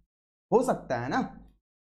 हो सकता है कि हमारी कंट्री में लाइफ एक्सपेक्टेंसी बेटर है, लेकिन बहुत सारे लोग बहुत सारी बीमारियों से परेशान हैं। तो इस वजह से ये कह रहे हैं कि कॉज एंड इफेक्ट रिलेशन लगाना बहुत मुश्किल है। क्यों? पढ़ो यहाँ पे, because of measurement of problems, because of measurement problems. कौन सी मेजरमेंट प्रॉब्लम्स भाई? सर आप टीचर प्यूपिल रेशो को अच्छा करके ये नहीं बता सकते हो कि एजुकेशन अच्छी हो गई आपके देश में। सर आप मॉर्टेलिटी रेट आपके देश की कम है या आपके देश का लाइफ एक्सपेक्टेंसी हाई है, तो ये इस बात की गारंटी नहीं देता कि आपके सारे लोग हेल्दी ही हैं, ठीक है ना। तो इस वजह से वो कह रहा है कि cause and effect relationship establish करना, उसे बिठाना कि ह्यूमन कैपिटल है हमारे देश में तो इकोनॉमिक ग्रोथ होगा ही होगा। सर हो सकता है आपके पास ह्यूमन कैपिटल हो, लेकिन बट देन वो ह्यूमन कैपिटल बहुत अच्छी क्वालिटी का ह्यूमन कैपिटल ना हो सकता है आपने उसे कम बच्चों में पढ़ाया हो रख के, लेकिन फिर भी वो अच्छा ह्यूमन कैपिटल ना हो सकता है वो उसके अंदर कुछ टैलेंट हो, लेकिन वो चूंकि बीमार रह रहा है इस वजह से वो ह्यूमन कैपिटल नहीं कहलाएगा फिर, है ना। क्योंकि ज्यादातर समय जब बीमारी रहोगे तो कंट्री के ग्रोथ में कहां से हेल्प करोगे। तो ये बात वो कहना चाह रहे। अगला टॉपिक है sir development indicators in education and health sector. ठीक है, ये मैंने कुछ डेटा कोट किया है, इसको आपको रीड करना है।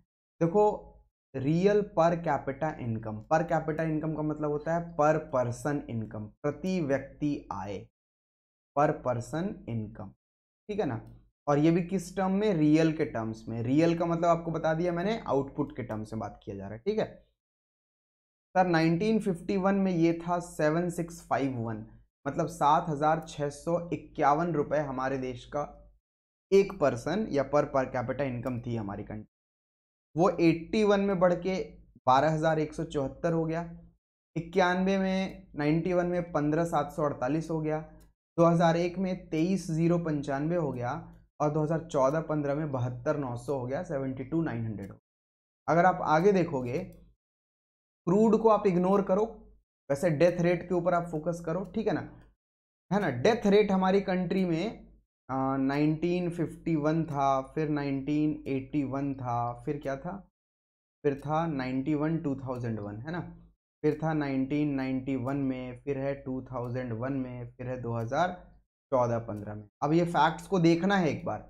देखो, डेथ रेट पहले 25.10 थी, मतलब हर 1000 में से 25.10 लोग मर जाते थे। 91 में वो घट के 12.5 हो गई, फिर वो घट करके 9.80 हो गई, और फाइनली आज की डेट में 2014-15 में ये 6.70 है, ठीक है। तो इससे एक बात तो समझ में आ रही है कि ये लो हुआ है क्रूड डेथ रेट। अब क्रूड क्यों लगाया है यहाँ पे? क्रूड का मतलब होता है एक्चुअली जब आप डेथ रेट को ना ईयर के मिड में कैलकुलेट करते हो, है ना, ईयर के मिड में जब आप कैलकुलेट करते हो तो उस डेथ रेट को हम क्रूड डेथ रेट बोलते हैं। नॉन इंपॉर्टेंट है या लीस्ट इंपॉर्टेंट, आप पेपर में सिर्फ डेथ रेट भी याद रहेगा बहुत है, ठीक है। Infant mortality rate, infant mortality rate का मतलब होता है जो आज के डेट में बच्चा पैदा हुआ है तो हमारे देश में बहुत सारे बच्चे मान के चलो आज की डेट में पैदा होंगे या हुए भी होंगे, और होंगे क्या मतलब हुए हैं, ठीक है ना, और वो अपने जीवन का 1 साल कंप्लीट करने से पहले ही मर जाएंगे, है ना, तो उससे हम बोलते हैं इन्फेंट मॉर्टेलिटी रेट, और ये हम कैलकुलेट करते हैं 1000 में, ठीक है ना। सर ये था 37.20, मतलब हर 1000 में से इतने बच्चे अपने जीवन का 1 साल पूरा करने से पहले मर जाते थे, ठीक है। सॉरी 146 था, सॉरी मैं क्या देख रहा हूँ, 146 था, फिर वो घट के 110 हुआ, और आज की डेट में कितना है वो 37, मतलब आज की तारीख में भी 2014-15 की अगर मैं बात कर रहा हूँ, 2014-15 में भी हर 1000 बच्चे जो बॉर्न होते हैं, जन्म लेते हैं, उनमें से 37 बच्चे हमारी कंट्री में 1 साल की एज कंप्लीट करने से पहले ही मर जाते हैं, ठीक है। अगला है sir life expectancy of males at birth. अब इसको भी आप देख लोगे, डेटा है बस, life expectancy of females at birth, कि मतलब जब एक कोई मेल चाइल्ड या मेल बेबी बॉर्न होता है, कोई फीमेल बेबी बॉर्न होती है, तो उनकी लाइफ एक्सपेक्टेंसी बर्थ पे कितनी थी। जन्म के टाइम पे हम क्या मानते थे कि सर ये बेसिकली कुछ भी नहीं है, ये दोनों बेसिकली ना एवरेज मेल लाइफ और एवरेज फीमेल लाइफ है, आप इसको समझो, ठीक है ना। एवरेज मेल लाइफ हमारी कंट्री में 51 में इतना था 37.20 ईयर्स, और वो अब बढ़ करके 67 है, और एवरेज फीमेल लाइफ 70 है, ठीक है। देख लो भाई लड़कों, 70 पे पहुंच गई हैं लड़कियां, कुछ करो, हम लोगों का कम होता जा रहा है, ठीक है।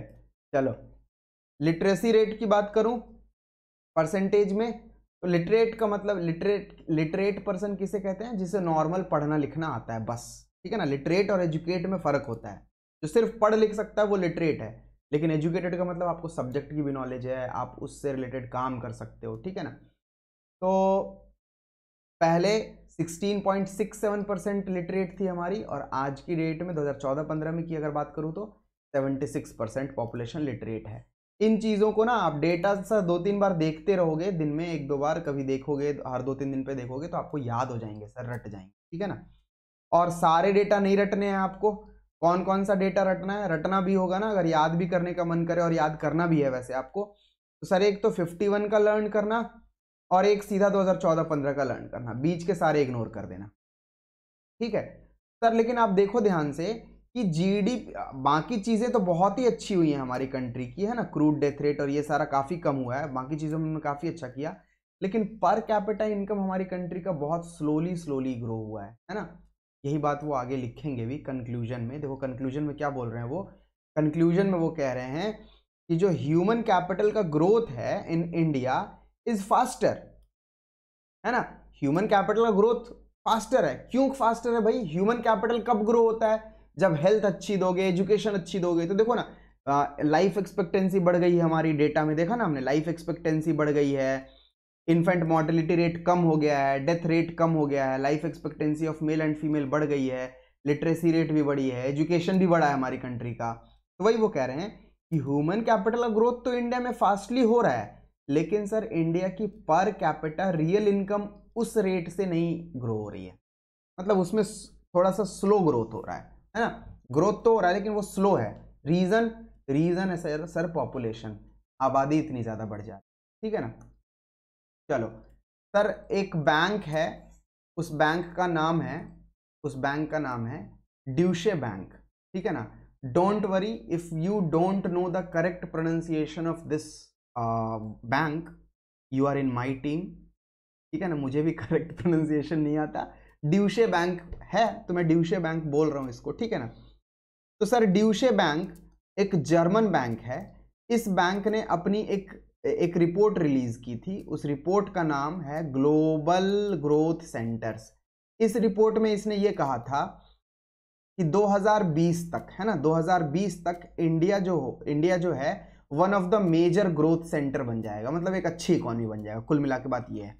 दूसरी बात इसने ये भी कही कि 2005 से लेकर के 2020 के बीच में इंडिया में जो एवरेज ईयर ऑफ एजुकेशन है वो 40% बढ़ेगा। मतलब अगर आज के डेट में मैं बोलूं कि इंडिया में ऑन एन एवरेज, है ना, ऑन एन एवरेज, जैसे मान के चलो कि इंडिया में 1 लाख बच्चे हैं, लेकिन उसमें से कुछ बच्चे स्कूल 12वीं तक जाते होंगे तो पूरे 12 साल पढ़ते होंगे, कुछ बच्चे दूसरी तक जाके छोड़ देते हैं तो वो 2 ही साल स्कूल गया, कुछ बच्चे फिर 8वीं तक जाते होंगे तो 8 साल स्कूल गए, ऐसे करके बहुत सारे बच्चे होंगे। उन सारे बच्चों का जो नंबर ऑफ ईयर्स है इन स्कूल, उसको जब आप उन बच्चों के नंबर से, पॉपुलेशन से, है ना, नंबर ऑफ स्टूडेंट्स से जब आप डिवाइड करोगे तो क्या आएगा, आएगा एवरेज ईयर्स ऑफ एजुकेशन आएगा, ठीक है ना। स्कूल और कॉलेज वॉलेज सब मिला सकते हो, कॉलेज के ईयर्स भी काउंट कर सकते हो आप, ठीक है ना। तो सर वो कह रहा था, जो ड्यूशे बैंक है उसका कहना था कि 2005 से लेकर के 2020 के बीच में इंडिया में जो एवरेज ईयर्स ऑफ एजुकेशन है वो 40% बढ़ जाएगा, है ना, 40% से इंक्रीज होगा। सर इसने क्या कहा क्या नहीं कहा उसको छोड़ दो, मैंने लिख दिया है क्योंकि कंटेंट मेरे को लगा लिख देना चाहिए। पेपर में क्वेश्चन नहीं आएगा, पेपर में अगर क्वेश्चन आना भी होगा तो ये आएगा कि ड्यूशे बैंक की रिपोर्ट का क्या नाम है, तो ये याद रखना, ड्यूशे बैंक का रिपोर्ट का नाम ग्लोबल ग्रोथ सेंटर्स है, ठीक है ना। इस रिपोर्ट में उसने ये बात कही है। वर्ल्ड बैंक ने भी एक रिपोर्ट दिया सर, वर्ल्ड बैंक की रिपोर्ट का नाम है India and the knowledge economy, ठीक है ना, पूरा नाम है India and the knowledge economy leveraging strengths and opportunities, ये पूरा नाम है। इस रिपोर्ट में इसने कहा था कि 2002 में इंडिया का पर कैपिटा इनकम $1000 से बढ़ करके 2020 में $3000 तक चला जाएगा। हालांकि ऐसा हुआ नहीं है, क्योंकि $3000 का मतलब होता है आज के डेट में अगर 80 रुपये के बराबर $1 तो अटती है 24, 2,40,000, जी नहीं, असंभव। 2014-15 में ही हम 76,000 के आसपास है ना। आज की डेट में इंडिया का पर कैपिटा इनकम मेरे को याद है वो था 1,40,000 के आसपास, और कोविड के बाद वो घट ही गया होगा, ठीक है ना। अगेन, ठीक है ना, अगेन आपको ना इस पॉइंट पे ध्यान देना है ना इस पॉइंट पे ध्यान देना है। ध्यान किस बात पे देना है कि वर्ल्ड बैंक जो रिपोर्ट रिलीज करती है उस रिपोर्ट का नाम है ये, ठीक है ना, ये उस रिपोर्ट का नाम है, आपको ये ध्यान में रखना है। और 2-3 बार देख, रटना भी नहीं है नाम, 2-3 बार बस देख लोगे तो उससे याद आ जाएगा, क्योंकि आएगा तो ऑप्शनल क्वेश्चन ही आएगा, इससे सब्जेक्टिव नहीं आएगा। लिख के ले लो यार, गारंटी दे रहा हूं, GUARANTEE, ठीक है ना। अगर आ गया पेपर में क्वेश्चन ना तो जो बोलोगे वो असंभव है, इम्पॉसिबल। सीबीएसई इतना पागल नहीं है, सीबीएसई एक समझदार इंस्टीट्यूशन, ठीक है। सीबीएसई को पता है बच्चों से क्या पूछना है, इस वजह से मैं आपको बता रहा हूँ। मैं सीबीएसई को बहुत क्लोजली ऑब्जर्व करता रहता हूँ, पेपर वगैरह एनालाइज करता रहता हूँ, इस वजह से आपको बोल रहा हूँ। अगला टॉपिक है सर इंपॉर्टेंस और role of human capital formation. Sir अगर आपकी कंट्री में ह्यूमन कैपिटल फॉर्म हो रहे हैं, है ना, तो ह्यूमन कैपिटल अगर फॉर्म होते हैं तो उसकी क्या इंपॉर्टेंस है, या ह्यूमन कैपिटल का रोल क्या है, ह्यूमन कैपिटल का रोल क्या है। तो सुनो सर, यहां देखो, पहला पॉइंट है effective use of physical capital. Sir अगर आपके देश में ह्यूमन कैपिटल बढ़ रहा है, या यूं कह लो ह्यूमन कैपिटल का फॉर्मेशन हो रहा है, तो वो ह्यूमन कैपिटल जो फिजिकल कैपिटल है, फिजिकल कैपिटल बोले तो मशीन, है ना, मैंने मशीन बोला है दिमाग में लाने के लिए, तो वो जो ह्यूमन कैपिटल होगा वो मशीन का बहुत अच्छे से इस्तेमाल करेगा, बेटर एफिशिएंट इस्तेमाल करेगा मशीन का, है ना। तो effective use of physical capital होगा। उसके बाद तो ये इसमें ये कह रहा है optimum use of physical capital depends upon human capital formation. भैया आपके पास अच्छे मशीन चलाने वाले लोग ही नहीं होंगे तो आपकी मशीन थोड़े ना अच्छे से आउटपुट दे पाएगी आपको। दूसरा ये कह रहा है कि जो फिजिकल आउटपुट है, जो मशीन है, वो खुद ह्यूमन इंटेलिजेंस और ह्यूमन के हार्ड वर्क का आउटपुट है। मतलब मशीन को भी कौन बना रहा है, मशीन को भी ह्यूमन बीइंग ही बना रहे हैं। तो ये दो बातें वो कह रहा है। वो कह रहा है कि इंपॉर्टेंस क्या है ना, फायदा क्या है ह्यूमन कैपिटल फॉर्मेशन होने का। तो वो कह रहा है ह्यूमन कैपिटल अगर फॉर्म होगा तो कंट्री में जो फिजिकल कैपिटल है, बोले तो कंट्री में जो मशीन है, उनका इफेक्टिव और एफिशिएंट यूटिलाइजेशन होगा। कुल मिला के ये पॉइंट याद रखना, अंदर की दोनों बातें भूल जाना। मैंने नोट्स बनाए हैं तो मेरी ये ड्यूटी बनती है कि मैं आपको पॉइंट्स भी लिख करके दूं।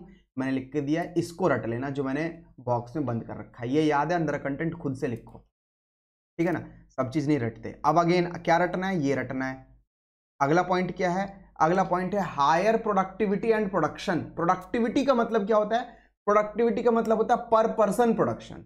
मतलब मान के चलो कि अगर आपके देश में अनएजुकेटेड या अनस्किल्ड लेबर है, तो सर एक जना एक दिन में हो सकता है 10 यूनिट प्रोड्यूस करके दे, लेकिन अगर आपके पास में स्किल्ड लेबर होगी तो वो हो सकता है एक दिन में आपकी वही लेबर, एक ही लेबर एक दिन में 100 यूनिट प्रोड्यूस करके दे दे या 50 यूनिट प्रोड्यूस करके दे दे।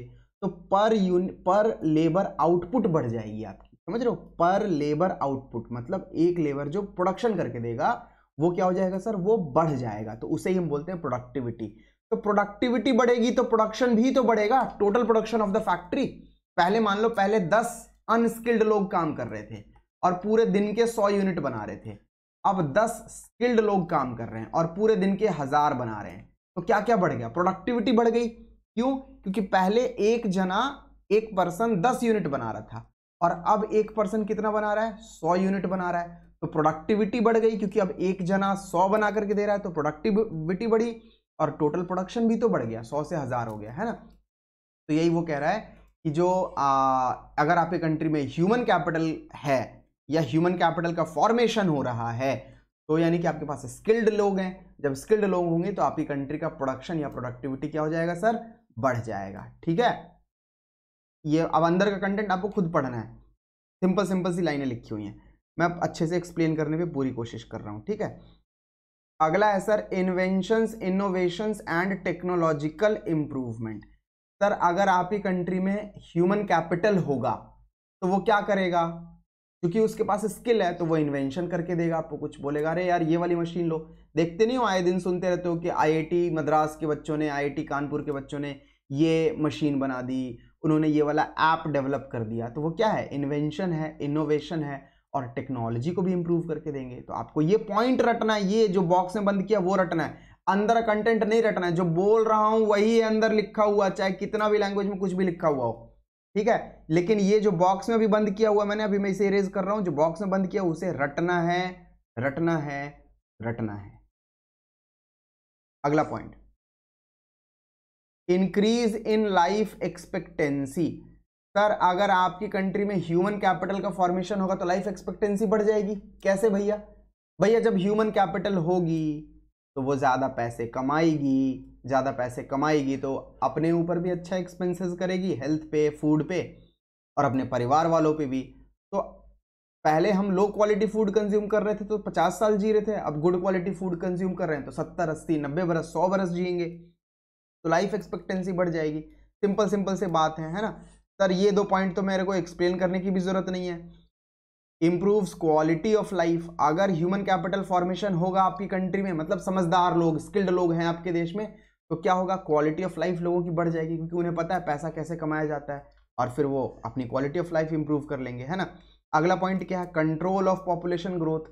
भैया एक समझदार इंसान को पता है कि हम दो हमारे 11 की पॉलिसी या हम दो हमारे 15 या हम दो हमारे 5 की पॉलिसी नहीं चलेगी, हम दो हमारे 2 या हम दो हमारे 3 पे रुक जाना, ठीक है ना? हम दो हमारे 2 या हम दो हमारे 3, ठीक है, इतना तक ठीक है, ठीक है ना? क्योंकि उन्हें पता है कि फिर इन जो ये जो 3 है इनको पढ़ाना भी है, इनके ऊपर भी खर्चे करने हैं, ऐसा तो नहीं है ना कि थोक भाव में बच्चे पैदा करने हैं, ठीक है? तो कंट्रोल भी होगा, पॉपुलेशन पे भी कंट्रोल होगा, ठीक है? अब है sir problems of human capital formation in India. Human capital formation पे से रिलेटेड क्या प्रॉब्लम है इंडिया में? सुनो, problems of human capital formation, India नहीं है, सिर्फ problems of human capital formation, ठीक?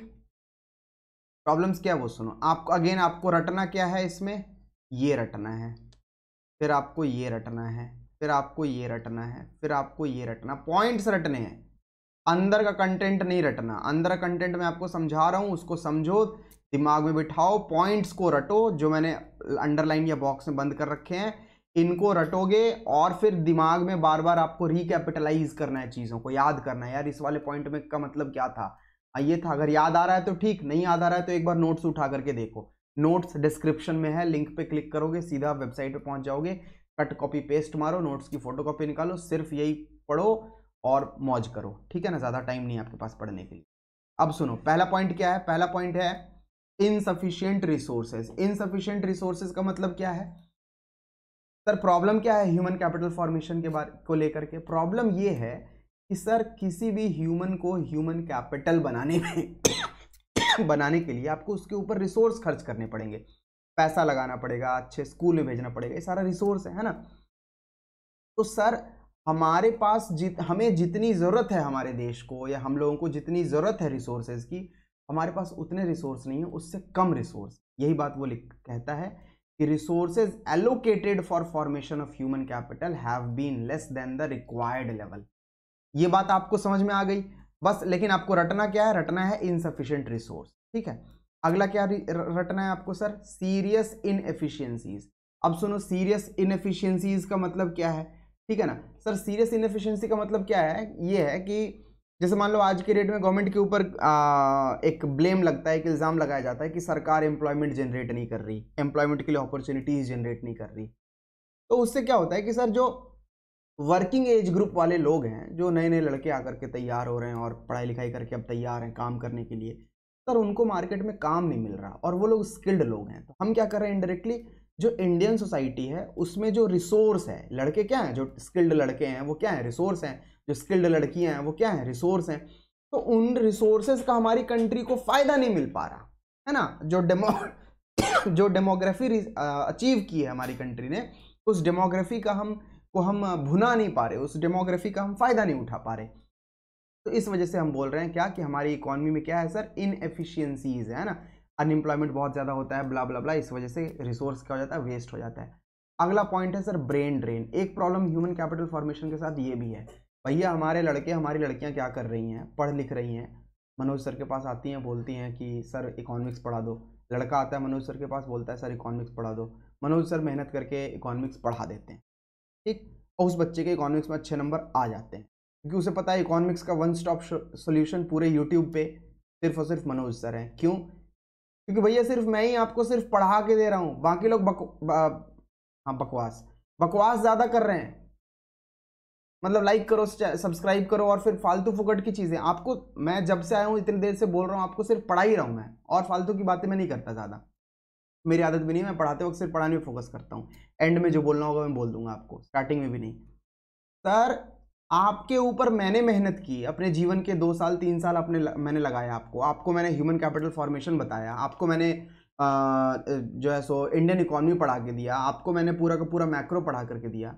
और सर कितनी तकलीफ होगी जब आप पढ़ने लिखने के बाद चले जाओगे विदेश भाग करके, सिर्फ इसलिए क्योंकि आपको बेटर सैलरी मिले। अरे देश तो अपना है ना, सेक्रीफाइस थोड़ा आप करो, थोड़ा मैं भी सेक्रीफाइस करूंगा, बाकी लोग भी सेक्रीफाइस करेंगे, ऐसे धीरे धीरे देश बढ़ेगा हमारा, ग्रो होगा, है ना। तो सर ये चीज़ है। एक बार ऐसे मजाक मजाक में मेरा कोई फ्रेंड कह रहा था कि तू भी फॉरेन चलेगा क्या कभी, मतलब सोच सकता है। मैंने बोला मुझे धूल मिट्टी से इतना ज़्यादा, मतलब कि धूल मिट्टी में रहने की ना आदत हो गई है, जैसे इंडिया में धूल मिट्टी ज़्यादा है, और फॉरेन में इतनी साफ सफाई होगी, वो मेरे लिए उतनी साफ सफाई मेरे लिए अनहाइजीनिक हो जाएगा, ये मेरे लिए हाइजीनिक है, ठीक है। चलो खैर ज़्यादा बातें ना करते हुए, तो ब्रेन ड्रेन एक प्रॉब्लम है, लोग चले जाते हैं, माइग्रेट हो जाते हैं। दूसरा sir high growth of population भी ह्यूमन कैपिटल फॉर्मेशन के रिस्पेक्ट में प्रॉब्लम है। क्यों? क्योंकि जब पॉपुलेशन ज़्यादा होती है तो तो पर पर्सन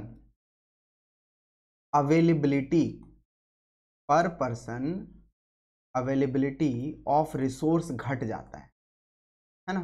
सर मान के देखो, क्या मतलब है इसका? सर मान के देखो हमारी कंट्री में, मान जस्ट रिज्यूम कर रहे हैं 10 स्कूल हैं, और उन 10 स्कूल में सिर्फ और सिर्फ 2000 बच्चों को पढ़ाने की कैपेसिटी है, मान रहे हैं, एग्जाम्पल ले रहे हैं। सोचो अगर हमारे देश में 2000 नहीं 10,000 बच्चे हैं, तो उस केस में तो हमारे पास जो रिसोर्स है, स्कूल रिसोर्स है ना, तो रिसोर्स कम पड़ गया ना, है ना। तो पॉपुलेशन ग्रोथ क्या करता है? पर पर्सन अवेलेबिलिटी ऑफ रिसोर्स को कम कर देता है। तब तो हम 2,000 बच्चों को पढ़ाएंगे, तो बाकी के 8,000 क्या हो जाएंगे? बाकी के 8,000 रिसोर्स ह्यूमन कैपिटल नहीं बन पाएंगे। तो हाई ग्रोथ ऑफ पॉपुलेशन एक प्रॉब्लम है, ठीक है। अगला sir lack of proper man power planning. Sir man power की प्लानिंग नहीं हमारी होती हमारे देश में। सर कैसे? आपने देखा भी, अब तो फिर भी शायद थोड़ा सा स्लो डाउन आया है, बट देन पिछले 10 सालों में जिसको देखो वो इंजीनियर बन रहा है। इतने ज़्यादा इंजीनियर हमने सप्लाई कर दिए कि मार्केट में उतने इंजीनियर्स की डिमांड भी नहीं है। और इंजीनियर्स की हालत देखो, सैलरी 15-15 हज़ार 20-20 हज़ार रुपये पे काम कर रहे हैं, है ना। तो सर ये क्या है, आपको मैन पावर की प्लानिंग करनी पड़ेगी। जो कंट्री के लीडर्स हैं, जो कंट्री की गवर्नमेंट है, उसकी ये रिस्पॉन्सिबिलिटी बनती है कि वो बाकी के सेक्टर्स में लोगों को भेजे, लोगों को एनकरेज करे, लोगों को बताए कि इस सेक्टर में जाओगे तो बेटर एम्प्लॉयमेंट अपॉर्चुनिटीज मिलेगी आपको, जागरूक करे लोगों को। वरना अगर सभी लोग इंजीनियरिंग ही करेंगे तो डॉक्टर कौन बनेगा, चार्टर्ड कौन बनेगा, ब्यूरोक्रेट कौन बनेगा, है ना। Sir weak science and technology, पता नहीं इसमें क्या लिखा हुआ, एक बार देखता हूँ, रुको। लिखा हुआ है इसमें, with respect to education the performance is unsatisfactory in fields of science and development of modern technology. अच्छा sir, weak science and technology का मतलब ये है, वो ये कह रहे हैं कि सर हमारे कंट्री में हम लोगों को एजुकेशन तो दे रहे हैं, पढ़ा तो रहे हैं, लिखा तो रहे हैं, लेकिन वो लोग पढ़ने लिखने के बावजूद भी हमारी कंट्री में मॉडर्न टेक्नोलॉजी को ज्यादा अपग्रेड नहीं कर पा रहे हैं। अभी भी नहीं समझ में आया? एक एग्जांपल देता हूं सर। आज से 5 साल या 6 साल पहले जो महिंद्रा ग्रुप के ओनर हैं, है ना, महिंद्रा साहब, और जो रतन टाटा जी हैं, उन लोगों का बयान आया था 1-2 महीने के गैप पे ही।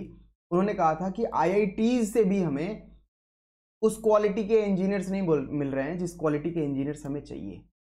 कहने का मतलब ये है कि उनका ये कहना था, भैया आप IITian बना तो रहे हो, लेकिन उन IITians में जिस लेवल का दिमाग होना चाहिए उस लेवल का दिमाग नहीं है उनमें। पर उस समय बड़ा बवाल हुआ था, इस पे बोला गया था कि रतन टाटा और महिंद्रा साहब अपने आप को क्या समझते हैं, क्या वो लोग IIT के क्रेडिबिलिटी पे सवाल उठाना चाह रहे हैं। बहुत बवाल हुआ था उस टाइम पे, न्यूज़पेपर से बहुत आर्टिकल आते थे, छपते थे। लेकिन सर कहीं ना कहीं आपको इस कुछ चीज़ों को एक्सेप्ट करना पड़ेगा, मानना पड़ेगा। मैं IIT की क्रेडिबिलिटी पे बिल्कुल भी सवाल नहीं उठा रहा, बट क्या हम उस टाइप का क्वालिटी एजुकेशन दे रहे हैं कि वो कैंडिडेट उस जगह से, क्योंकि अब यूट्यूब पे ही क्या हो रहा है सर, ह्यूमन कैपिटल फॉर्मेशन ही अगर पढ़ाना है या इंडियन इकोनॉमी पढ़ानी है तो सर सीधा आकर के लाइनें रीड कर रहे हैं, सिंपल सिंपल बता रहे हैं, निकल रहे हैं। अरे भैया चीजों में इनडेप्थनेस है, गहराई है, बच्चे को बताओ, बच्चे को समझाओ। ज्यादा से ज्यादा यही होगा ना भैया, मेरी वीडियो लंबी बन जाएगी, बन जाए, मैं क्वालिटी से कॉम्प्रोमाइज किसी कीमत पे नहीं करूंगा। मेरी 2 घंटे की वीडियो बनती है, 2 घंटे की बने, 2.5 घंटे की बनती है, 2.5 घंटे की बने, मुझे कोई फर्क नहीं पड़ता। मैं ऊपर वाला मुझे देख रहा है, मैं पूरी ईमानदारी के साथ आपको पूरा कंटेंट डिलीवर करूंगा। तो सर जब आप ईमानदारी के साथ, तो इसका मतलब ये हुआ ना कि मेरे से अगर कोई बच्चा पढ़ रहा है, मेरे वीडियोस को देख करके अगर कोई बच्चा एजुकेट हो रहा है, तो उस बच्चे के पास रियलिटी में नॉलेज होगी, क्योंकि मैं एफर्ट लगा रहा हूं अपने। मेरे को आधे घंटे की वीडियो बनाने से मतलब नहीं है, मेरे को घंटे इंपॉर्टेंट नहीं है, मेरे लिए ये इंपॉर्टेंट है कि क्या मैंने टॉपिक के साथ जस्टिस किया। तो वही वो कह रहे हैं कि सर एजुकेशन के रेस्पेक्ट में जो परफॉर्मेंस है वो अनसेटिस्फैक्ट्री है। मतलब लोग एजुकेटेड तो हैं लेकिन अनसेटिस्फैक्ट्री परफॉर्मेंस दे रहे हैं, है ना, या जितना डिजायर्ड है उस लेवल का परफॉर्मेंस नहीं दे रहे हैं, और फिर वो लोग साइंस के सेक्टर में या टेक्नोलॉजी के सेक्टर में डेवलपमेंट नहीं कर पा रहे हैं। ठीक बात है, ये कुछ बात है। अगला टॉपिक है sir human capital and human development, इनके बीच का डिफरेंस है, ठीक है ना। तो ह्यूमन कैपिटल और ह्यूमन डेवलपमेंट क्या होता है, सुनो। सर ह्यूमन डेवलपमेंट एक ब्रॉडर कॉन्सेप्ट है, डेवलपमेंट है ना ब्रॉडर कॉन्सेप्ट है, ज्यादा बड़ी बातें करता है। ह्यूमन कैपिटल नैरोअर कॉन्सेप्ट है। कैसे, सुनो। सर ह्यूमन कैपिटल कहता है कि आप किसी इंसान को पकड़ो, उसे आप एजुकेशन दो, उसे आप स्किल दो, उसे आप बेटर हेल्थ फैसिलिटीज दो, उसके ऊपर आप इन्वेस्टमेंट करो और वो बन जाएगा ह्यूमन कैपिटल। वो पैसे कमाएगा तो वो ह्यूमन कैपिटल है, कंट्री की GDP बढ़ाएगा तो वो ह्यूमन कैपिटल है। अगर आपने उसके ऊपर पैसा लगाया, एजुकेशन दिया, हेल्थ फैसिलिटीज दी, इन्वेस्टमेंट किया, और वो अच्छे से नहीं पढ़ा, स्किल एक्वायर्स नहीं की उसने, और वो कंट्री की GDP में कंट्रीब्यूशन नहीं दे रहा, आउटपुट नहीं करके लाके दे रहा, तो वो ह्यूमन कैपिटल नहीं है। ये ह्यूमन कैपिटल कहता है ऐसी बात। ह्यूमन डेवलपमेंट क्या कहता है sorry, excuse me please.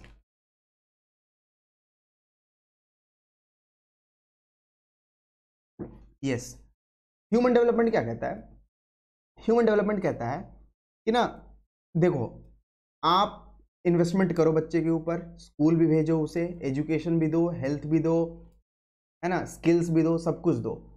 Acquire कर ले तो अच्छी बात, एक्वायर नहीं करे तो भी कोई दिक्कत वाली बात नहीं है। आप ये कोशिश करो कि वो एक अच्छा इंसान बने, उसे पता हो कि करप्शन नहीं करना है, उसे पता हो कि वुमेन की रिस्पेक्ट करनी है, उसे पता हो कि एथिकल एटीट्यूड दिखाना है, एथिकल बिहेवियर रखना है, उसे पता हो कि टीचर से कैसे पेश आते हैं, उसे पता हो कि माँ पिताजी से कैसे पेश आते हैं, उसे पता हो कि माँ पिताजी को बुढ़ापे में घर से बाहर नहीं निकालना है।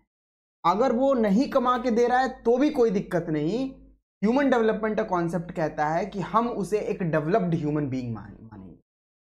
लेकिन ह्यूमन कैपिटल क्या कहता है? ह्यूमन कैपिटल कहता है कि अगर हमने उसके ऊपर खर्चा किया, पैसा लगाया, और वो कंट्री की जीडीपी में हेल्प नहीं कर रहा, स्किल नहीं आए उसके पास, एक्वायर नहीं कर पाया वो, तो वो ह्यूमन कैपिटल नहीं है। ठीक है ना? तो ह्यूमन कैपिटल एक नैरोअर कॉन्सेप्ट है, बहुत नैरो लेवल पे बात करता है। ह्यूमन डेवलपमेंट एक ब्रॉडर कॉन्सेप्ट। तो ह्यूमन डेवलपमेंट ह्यूमन कैपिटल को इनकॉर्पोरेट करता है, लेकिन वो बहुत सारी और भी बातें बोलता है। ठीक है, अब पढ़ो ह्यूमन कैपिटल के बारे में क्या लिखा हुआ है। इसमें लिखा हुआ है ह्यूमन कैपिटल के बारे में, it considers education and health as means to increase labour productivity. Human capital कहता है कि अगर आप किसी भी पर्सन को हेल्थ की फैसिलिटी दोगे, एजुकेशन की फैसिलिटी दोगे, तो वो अच्छा लेबर बन जाए। ह्यूमन डेवलपमेंट कहता है, ह्यूमन डेवलपमेंट कहता क्या है? ह्यूमन डेवलपमेंट कहता है कि ह्यूमन अपने आप में एक एंड है। अगर वो एक बेटर ह्यूमन बीइंग बन गया तो भी वो एक डेवलप्ड ह्यूमन बीइंग माना जाएगा। ठीक है ना? तो it talks about education and health, no doubt, but it also talks about ethics, it also talks about good and bad human beings. ठीक है ना? अगला पॉइंट है, it is a narrower concept, it is a broader concept.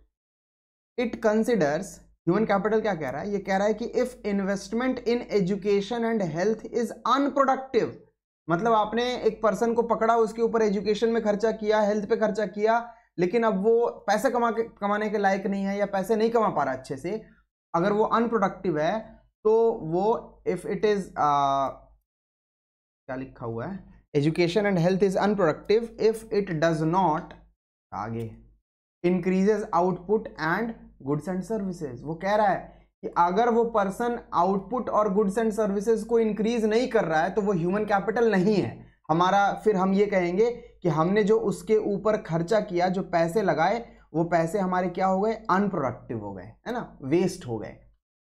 Human development क्या कह रहा है? वो कह रहा है कि ह्यूमन वेलफेयर शुड इंक्रीज। ध्यान से सुनना, human welfare should increase even if investment in human is not increasing output. Human development कह रहा है कि हमने खर्चा किया ना, वो कंट्री की जीडीपी नहीं बढ़ा रहा, गुड्स प्रोड्यूस करके नहीं दे रहा, सर्विस प्रोड्यूस करके नहीं दे रहा, कोई बात नहीं, ह्यूमन का वेलफेयर हुआ ना, उसे ये तो पता चला ना कि सोसाइटी में रहते कैसे हैं, एथिक्स किसे कहते हैं, है ना, जेन्युइननेस क्या होती है, ऑनेस्टी क्या होती है, ये चीज़ें सीखी ना, बहुत है हमारे। ठीक है, ये है ह्यूमन डेवलपमेंट। अब है sir human capital formation in India, great prospects, great prospect. अब देखो ह्यूमन डेवलपमेंट इन इंडिया, ठीक, yes, human capital formation in India. देखो पहला पॉइंट क्या लिखा हुआ, अब थोड़े से फैक्चुअल हैं तो थोड़ा ध्यान से देखते रहना, है ना, और ध्यान से सुनोगे तो आपको अच्छे समझ में आ जाएगा। कह रहा है वो कि expenditure in human resource is of great importance. Simple सी बात है ना, ह्यूमन रिसोर्स पे खर्च करेंगे तो ये बहुत अच्छी बात है। If we wish to have greater और पोटेंट ह्यूमन कैपिटल, अगर हम ये चाहते हैं कि हमारे पास अच्छी क्वालिटी के ह्यूमन कैपिटल हों, तो हमें एजुकेशन पे क्या करना चाहिए सर, सॉरी, ह्यूमन रिसोर्स पे क्या करना चाहिए? एक्सपेंडिचर करना चाहिए, खर्चा करना चाहिए। तो सर इस रेस्पेक्ट में गवर्नमेंट का रोल बहुत इंपॉर्टेंट हो जाता है ना। सर मान के चलो कि आप एक स्टूडेंट हो और आपके ऊपर आपके पिताजी पैसा लगा रहे हैं, रुपया खर्च कर रहे हैं। सिर्फ पिताजी के लगाने से नहीं होगा, गवर्नमेंट को भी बहुत सारी हेल्प करनी पड़ेगी। क्यों? रीजन बताता हूं अभी थोड़ी देर में। देखो, ड्यू टू फॉलोइंग रीजंस, है ना, रीजंस ये रहे। पहला रीजन है expenditure on education and health makes substantial long term impact and they can not be easily reversed. क्या मतलब है इसका? इसका मतलब ये है कि सर मान लो आपने बोला कि सर मैं तो 12th क्लास के बाद इस वाले कॉलेज में एडमिशन ले रहा हूँ, आप गए, आपने कॉलेज में एडमिशन ले लिया।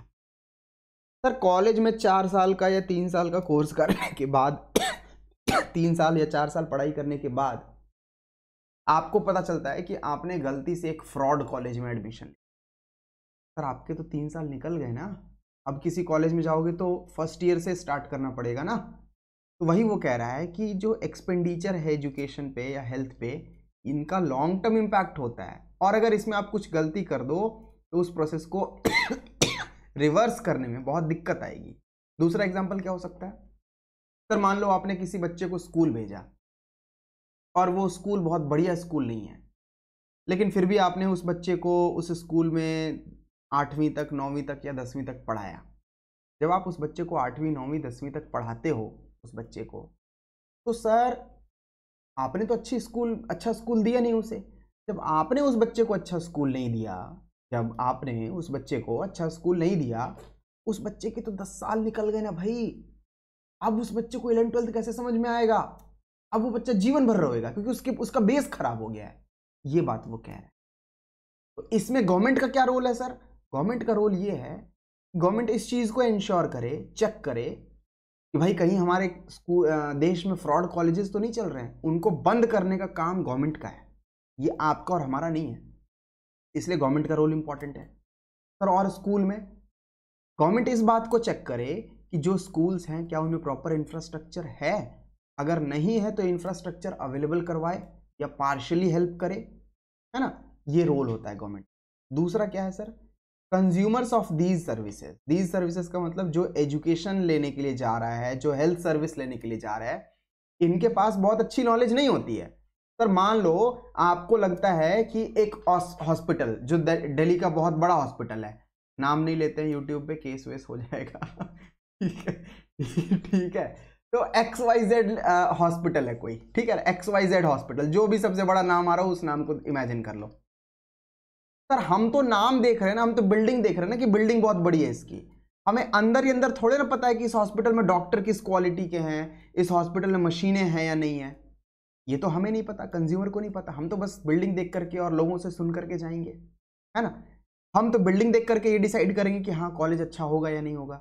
हम तो उस कॉलेज में जो स्टूडेंट्स हैं उनसे थोड़ा बहुत बात कर सकते हैं, है ना। लेकिन सर गवर्नमेंट का काम है कि अगर कोई हॉस्पिटल चल रहा है हमारे देश में, तो उस हॉस्पिटल को हॉस्पिटल के रूप में फंक्शन करने के लिए कुछ परमिशंस लेनी पड़े, और उन परमिशंस को लेने के लिए उसे बेयर मिनिमम लेवल फुलफिल करना पड़े। जब वो बेयर मिनिमम लेवल फुलफिल करेगा और तब जब गवर्नमेंट उसे परमिशन देगी, तो हमें मतलब कंज्यूमर्स को ये श्योरिटी मिल जाएगी एक प्रकार से, हाँ यार ये हॉस्पिटल ठीक ठाक, इसमें जाएंगे तो इलाज होगा, क्योंकि ये गवर्नमेंट की तरफ से रिकॉग्नाइज्ड हॉस्पिटल है, प्राइवेट ही हो लेकिन गवर्नमेंट ने इसे परमिशन दे रखी है।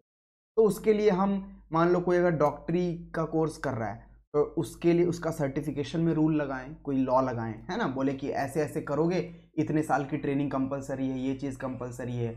अगर आपको अपना कॉलेज खोलना है, स्कूल खोलना है, तो उसके लिए ये चीज़ कंपलसरी है, ठीक है ना। ये बात वो क्या, ठीक सर। हो सकता है अगर गवर्नमेंट बीच में ना आए तो जो सर्विस प्रोवाइडर्स हैं एजुकेशन के या हेल्थ के, वो लोग क्या कर लें, इकॉनमी में मोनोपोली बना लें अपनी, है ना।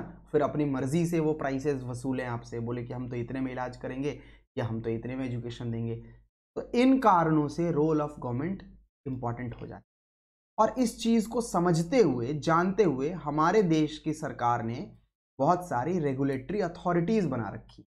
से फॉर एग्जाम्पल एजुकेशन में हमारे पास NCERT, UGC और AICTE है, और ICMR है हेल्थ के केस में, ठीक है ना। NCERT क्या है सर? अब फटाफट से खत्म होगा ये। NCERT है sir national council of educational research and training, ये इसकी फुल फॉर्म है। आप NCERT किताबें पढ़ते हैं। इसे 1961 में सेटअप किया गया था। ये एक ऑटोनॉमस बॉडी है। ऑटोनॉमस बॉडी का मतलब सारे डिसीजंस खुद ही लेती है, ठीक है ना। सर इसका रोल क्या है? रोल ये है कि ये एडवाइस दे सेंट्रल गवर्नमेंट को और स्टेट गवर्नमेंट को कि कैसे देश में और राज्यों में जो क्वालिटी है एजुकेशन की, उसको कैसे इम्प्रूव किया जा सके, ये इसका फंक्शन है। अगला है सर UGC। तो NCERT स्कूल के लिए है, ठीक है ना, लेकिन UGC किसके लिए है? ये कॉलेजेस के लिए। किसके लिए? ये कॉलेजेस के लिए। इसकी फुल फॉर्म है यूनिवर्सिटी ग्रांट कमीशन। जैसे आपका DU है या आपका मुंबई यूनिवर्सिटी है, ये सारे क्या है सर? ये सारे के सारे, ये आपका IP यूनिवर्सिटी है।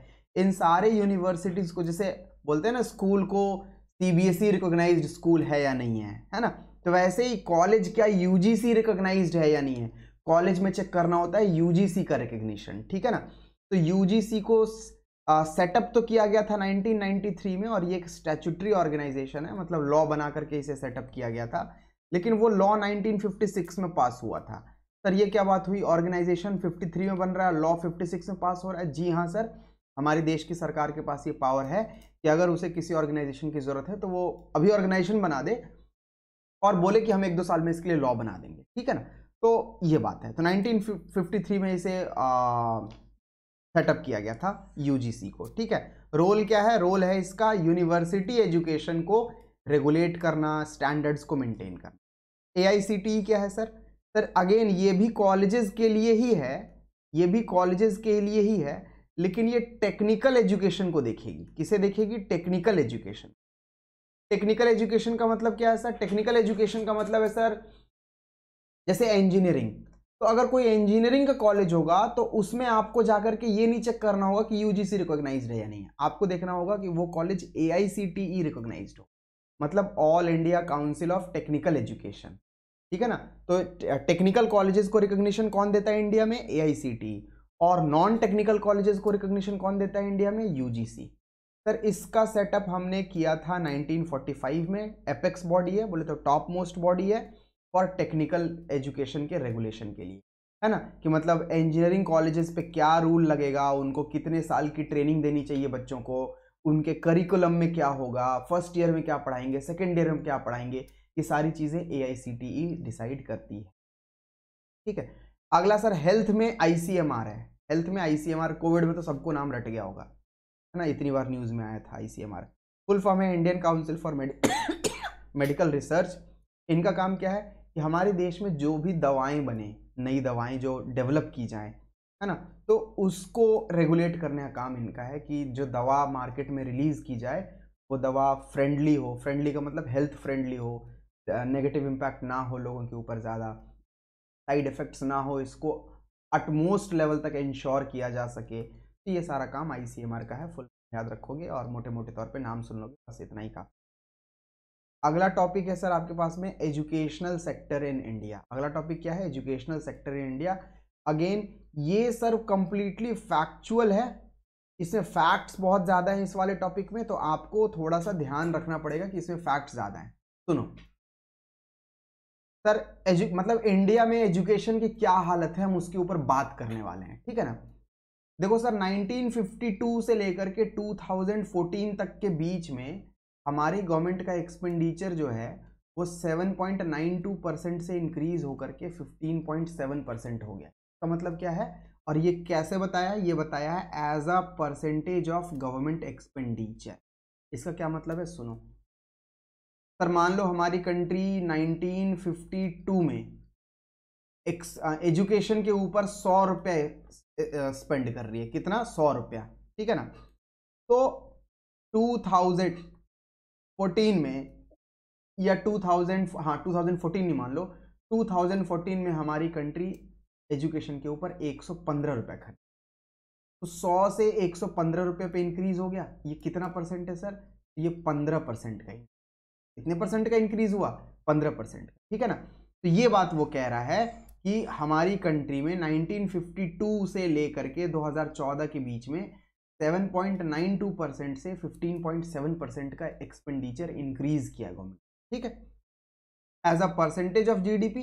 परसेंटेज ऑफ जीडीपी का मतलब क्या होगा? यहां पे वो ये बात करेंगे, देखो सर, मान लो कंट्री की जीडीपी है 100 करोड़, ठीक है, ये जीडीपी है, नीचे ये जीडीपी है, और सर हमारा जीडीपी मान लो 100 करोड़ है, और सर हमारा देश मान लो 5 करोड़ खर्च करता है एजुकेशन की, तो हम क्या बोलेंगे? हम बोलेंगे एजुकेशन पे हमारा देश 5% ऑफ जीडीपी खर्च करता है ना।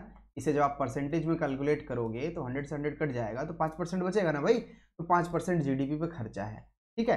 तो हम हमारी जीडीपी का कितना परसेंट खर्च करते हैं वो बता रहा है वो। तो कह रहा है 1952 से लेकर के 2014 के बीच में, तो 1952 में हम लोग यानी कि इंडिया अपनी जीडीपी का 0.64% खर्च करता था एजुकेशन पे, और आज की डेट में हम 4.13% खर्च करते हैं, और ये भी बहुत कम है, ये भी बहुत कम है, keeping in mind the size of population, the number of students, है ना, keeping in mind those thing, ठीक है। सर हमारी देश की जो सरकार है वो एलिमेंट्री एजुकेशन पे ज्यादा खर्चा करती है। एलिमेंट्री का मतलब है प्राइमरी एजुकेशन। प्राइमरी एजुकेशन समझ रहे हो ना, मतलब चौथी पांचवी छठी वठी तक, है ना।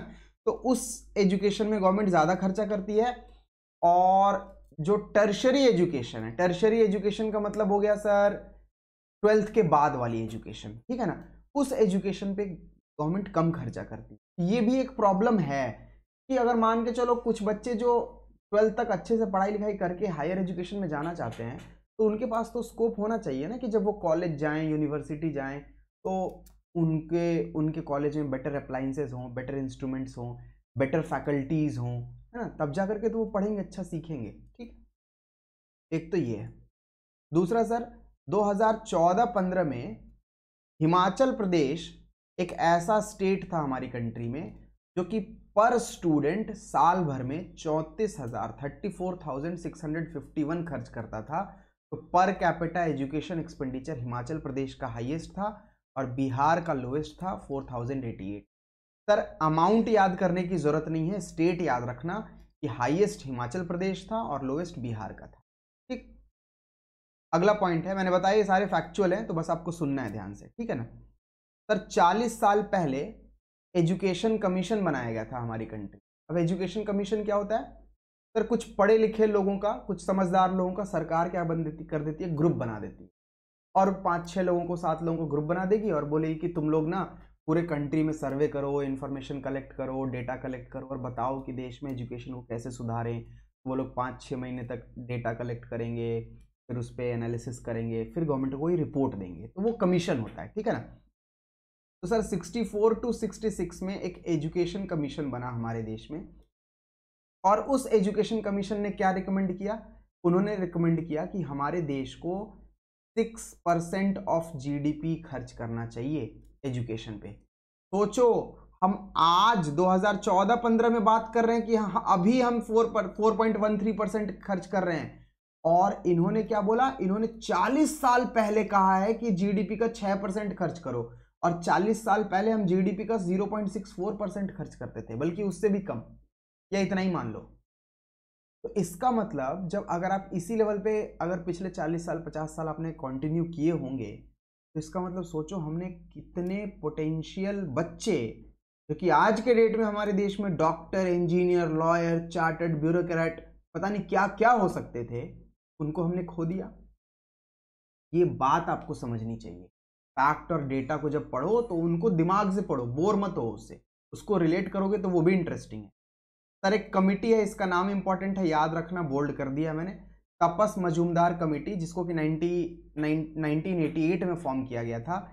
इस कमेटी ने कहा था कि अगर हमारे देश की सरकार 1.37 लाख करोड़, हमारी कंट्री की जीडीपी कितनी है, रियल जीडीपी 143 लाख करोड़, ये क्या कह रहे हैं, अगर हमारा देश 1.37 लाख करोड़ इतना खर्च करता है इस टाइम पीरियड में, मतलब 98 से लेकर के 2007 के बीच में, अगर हमारा देश अगले 10 सालों में इतना रुपए खर्च करता है, तो हम 6 से 14 साल की उम्र वाले सारे बच्चों को एजुकेशन दे पाएंगे। ये किसका कहना था, तपस मजूमदार कमेटी। क्या हमने इतना खर्चा किया, अरे ऐसी बात, समझ जाओ खुद ही। अगला है सर, इन 2009 गवर्नमेंट ने एक एक्ट बनाया, एक लॉ लेकर के आई, राइट टू एजुकेशन एक्ट, और इस एक्ट के तहत गवर्नमेंट ने क्या बोला कि जितने भी बच्चे हैं हमारे देश में जिनका की एज 6 से 14 वर्ष के बीच का है, 6 to 14 ईयर्स वाले बच्चे, उन सबको फ्री एजुकेशन दिया जाएगा। तो बेसिकली आप एलिमेंट्री एजुकेशन ही फ्री में दे रहे हो, है ना, 8th-9th तक पढ़ा रहे हो आप फ्री में बच्चों को, उसके बाद आप बच्चों को बोल रहे हो कि भैया पैसे हैं तो पढ़ो या ना पढ़ो। सर एजुकेशन के ऊपर गवर्नमेंट एक सेस लगाती है, सेस का मतलब होता है टैक्स ऑन टैक्स, है ना, तो सेस लगाती है गवर्नमेंट। टैक्स ऑन टैक्स का मतलब क्या है, मान लो आपको सरकार को देने हैं 1 लाख रुपए टैक्स, तो आप बोलोगे सरकार को कि सर मैंने कैलकुलेट किया, मुझे आपको 1 लाख देने हैं, आप ये ले लो अपना टैक्स। सरकार बोलेगी रुको, 1 लाख हुआ ना, 1 लाख का 2% कितना होगा, तो आप बोलोगे सर 1 लाख का 2% 2000 होगा। सरकार बोलेगी कि जब 1 लाख दे रहे हो ना तो इसमें 2000 और ऐड करो, 2000 रुपए का हम सेस लगा रहे हैं, तो 1,02,000 टोटल होता है। आप 1,02,000 हमें दो और उस 2000, आप जैसे 2000 दे रहे हो तो बाकी सारे लोग भी 2-2 हजार 4-4 हजार करके देंगे, तो हम उस पैसे का इस्तेमाल करके एजुकेशन पे खर्चा, ठीक है। तो ये एक सेस लगता है 2%, ये एक अच्छी बात है, इंपॉर्टेंट बात है, याद रखना। एजुकेशनल अचीवमेंट इन इंडिया, अब सुनो, पहले रेशो पढ़ो, क्या क्या लिखा हुआ है, एडल्ट लिटरेसी रेशो। तो अब पहले एडल्ट लिटरेसी रेशो की डेफिनेशन पढ़ो, क्या है एडल्ट लिटरेसी रेशो। देखो sir, adult literacy ratio is the ratio to literate adult population to total adult population in the country. क्या लिखा है, is the ratio of, to नहीं ऑफ है, ऑफ लिटरेट एडल्ट पॉपुलेशन। मान लो sir हमारी country में एडल्ट पॉपुलेशन, जवान आबादी 50 करोड़ लोगों की है, और उसमें से अगर 25 करोड़ जो जवान हैं, 25 करोड़ जो एडल्ट हैं, वो अगर पढ़े लिखे हैं तो हम क्या बोलेंगे सर, या लिटरेट हैं, लिटरेट मतलब पढ़ना लिखना जानते हैं, रीडिंग जानते हैं, राइटिंग जानते हैं, नॉर्मल है ना, बहुत एक्सपर्ट की तरह नहीं, नॉर्मल जानते हैं, तो हम क्या बोलेंगे कि हमारी कंट्री की 50% आबादी, 50% एडल्ट पॉपुलेशन क्या है, लिटरेट है, तो उसे ही एडल्ट लिटरेसी रेशो कहते हैं। अब इस पे डेटा देखो, मेल की बात कर रहा हूं पहले। सर 1990 में 61.9%, ये परसेंट में, ठीक है ना, 61.9% पॉपुलेशन हमारी, सॉरी पॉपुलेशन नहीं, एडल्ट पॉपुलेशन हमारी लिटरेट थी, जवान लोगों की बात कर रहे हैं, ठीक है ना। और आज की डेट में 2015 में डेटा कितना है, 81%। से पहले ये था। आपको क्या याद रखना है, ये दोनों याद रखना, ठीक है ना, अगर याद रखना भी है तो, ठीक है। बाकी देखोगे, रटना नहीं है इसको, डेटा को कभी रटना नहीं होता, डेटा को देखते रहना होता है, देख और मन लगा के, दिल लगा के देखोगे तो 2-4-5 दिन में रट जाता है डेटा, ठीक है ना। फीमेल के केस में डेटा दे दिया है मैंने इसका, वो देख लेना आप, ठीक है। अगला देखो क्या है, अगला रेशो है प्राइमरी कंप्लीशन रेट। अब प्राइमरी कंप्लीशन रेट किसे कहते हैं, पढ़ो सर। प्राइमरी कंप्लीशन रेट क्या है, it is the percentage of students completing the last year of primary school. अब प्राइमरी स्कूल का मतलब होता है कि सर आप, अब मुझे एग्जैक्टली याद तो नहीं, अभी मैं मान ले रहा हूं, हो सकता है मैं गलत बोल रहा हूं, आप गूगल करके चेक कर लेना, जस्ट एग्जांपल के लिए हम ले रहे हैं कि मान लो क्लास 8th तक की एजुकेशन को हम प्राइमरी एजुकेशन कहते हैं, ठीक है ना। तो कितने, मान लेके चलो कि फर्स्ट क्लास में, है ना, क्लास 1 में एडमिशन लिया 1 लाख बच्चों ने, ठीक है, और काफी सारे बच्चे बीच में स्कूल से निकलते गए, मतलब उनके फैमिली की हालत ठीक नहीं थी, पिताजी मर गए, पैसे नहीं हैं, तो स्कूल छोड़ देते हैं, काम पे लग जाते हैं, समोसे की दुकान पे काम कर रहे हैं, है ना, कॉबलर का काम कर रहे हैं, कुछ भी काम कर रहे हैं, तो स्कूल ड्रॉप कर रहे हैं वो, ठीक है ना, स्कूल ही छोड़ दे रहे हैं, एजुकेशन ही छोड़ दे रहे हैं, पढ़ाई लिखाई छोड़ दे रहे हैं। तो मान लो अगर इस 1 लाख बच्चों ने फर्स्ट क्लास में एडमिशन लिया था, और इस 1 लाख में से 8वीं तक की पढ़ाई 30,000 बच्चों ने की। कितने बच्चों ने, 30,000 बच्चों ने। तो देखो 30,000 बच्चों ने पढ़ाई की, टोटल एडमिशन क्लास 1 में कितने लोग बच्चों ने लिया था, 1 लाख बच्चों ने। परसेंटेज निकालोगे तो सर ये आएगा, आप कैलकुलेट कर लेना, मैं लिख देता हूं, ये आएगा 30%। आप क्या बोलोगे, आप बोलोगे हमारी, आप बोलोगे एक्सक्यूज मी, यस, आप बोलोगे हमारी कंट्री का, हमारे देश का जो प्राइमरी कंप्लीशन रेट है वो 30% है, ठीक है। अब देखो डेटा, अब मजा आएगा आपको डेटा देख। सर मेल बच्चों का प्राइमरी कंप्लीशन रेशो 98 में, सॉरी 1990 में 78 था। मतलब आप ये समझ लो कि हर 100 में से 78 बच्चे 8th क्लास तक पढ़ते थे। अब 8th है या 6th है या 7th है, कंफर्म कर लेना, ठीक है ना, याद नहीं है मुझे यार, सब कुछ थोड़ी ना याद रहेगा, और नहीं याद है यार, मान जाओ बात, ठीक है। 94, ईमानदारी से बता रहा हूँ, होता तो बता देता ना, जब इतनी बातें बता रहा हूँ तो ये नहीं बताता। हालांकि बहुत बेसिक सी बात है, मुझे खुद लग रहा है कि यार मेरे को नहीं मालूम, क्यों नहीं मालूम, है ना। चलो 94, 2015 में 94 पहुंच गए। मतलब 2094 का मतलब ये है कि अब हमारे देश में 100 बच्चे यहाँ एडमिशन लेते हैं तो 8th क्लास तक 94 बच्चे पढ़ाई करते हैं, तो ये एक अच्छी बात है। फीमेल के केस में सर, लड़कों देखो भाई कुछ अच्छा करो, देखो फिर पहले भी बोला था, अभी बता रहा हूँ, 99 हो गया इनका, 99 है, पहले 61 था। लड़कियां ज्यादा पढ़ रही हैं भाई, मैं भी सोच रहा हूँ थोड़ा और पढ़ लूँ मन लगा। चलो आगे देखो, यस, अगला रेशो है आपका यूथ लिटरेसी रेशो। कौन सा, youth literacy ratio. Youth literacy ratio का मतलब है वैसे लोग जो 15 से 24 साल के एज ग्रुप के हैं और वो लिटरेट हों, ठीक है ना। तो 15 से 24 साल के एज ग्रुप के मान लो हमारे देश में 100 जने हैं, और उसमें से अगर 10 लोग पढ़ना लिखना जानते हैं, लिटरेट हैं सिर्फ, ठीक है ना, तो हम बोलेंगे यूथ लिटरेसी रेशो हमारे कंट्री का 15% है। सर हमारी कंट्री का यूथ लिटरेसी रेशो था 76.6 1990 में, और ये बढ़ करके 2015 में कितना है लड़कों का 92 और लड़कियों का है 87। चलो कहीं तो खुश होने का मौका मिला, 92 है, लेकिन ये अच्छी बात नहीं है यार, लड़कियों का ज्यादा होना चाहिए था। 2 जगह बाजी मारी लड़कियों ने, है ना। चलो अब सुनो, अब चैप्टर खत्म होने वाला है आपका, आखिरी टॉपिक है future prospects in educational sector. Future prospects in educational sector का मतलब क्या है कि फ्यूचर में हमें क्या क्या करने की जरूरत है। तो देखो, एजुकेशन फॉर ऑल, है ना, सबको हम आज भी भारत में शिक्षा नहीं दे पा रहे, एजुकेशन नहीं दे पा रहे, ये एक प्रॉब्लम है। दूसरा बोला जा रहा है कि मेल और फीमेल के लिटरेसी रेट में का जो लिटरेसी रेट है वो नैरो हुआ है। मतलब पहले फीमेल, अब फीमेल भी अच्छी खासी पढ़ी लिखी हैं, मतलब ज़्यादातर फीमेल्स पढ़ी लिखी हैं और ज़्यादातर मेल्स भी पढ़े लिखे हैं। तो जो पहले होता था ना ऐसा कि सिर्फ लड़के पढ़ते थे, लड़कियां पढ़ती नहीं थी, तो एक जेंडर इक्वालिटी नहीं थी, जेंडर इक्विटी नहीं थी।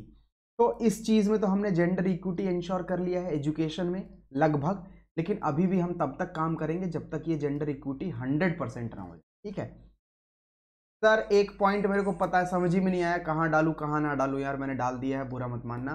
सर एक कैंपेन था बेटी बचाओ बेटी पढ़ाओ का, इसको लॉन्च किया गया था 2015 में। मेरे को कुछ नहीं समझ में आया, है ना, एंड मोमेंट पे नोट्स बना रहा था मैं, कुछ भी नहीं समझ में आया इस पॉइंट को कहाँ डालूं। मैंने बोला चलो बच्चों से बोल दूंगा कि भाई ये यहीं डाल दिया, रख लेना एक पॉइंट, ठीक है। तो बेटी बचाओ बेटी पढ़ाओ 2015 में लॉन्च किया गया था। ये एक प्रोग्राम है, ये एक प्रोग्राम है जो कि गवर्नमेंट लॉन्च कर रही है, जिसमें गवर्नमेंट लड़कियों के एजुकेशन की बात कर रही है, बोल रही है लड़कियों को पढ़ाओ, ठीक है। सर हायर एजुकेशन के लिए हमारे यहाँ पे बहुत कम लोग आते हैं, ठीक, एक ये प्रॉब्लम है, इसे भी ठीक करने की जरूरत है।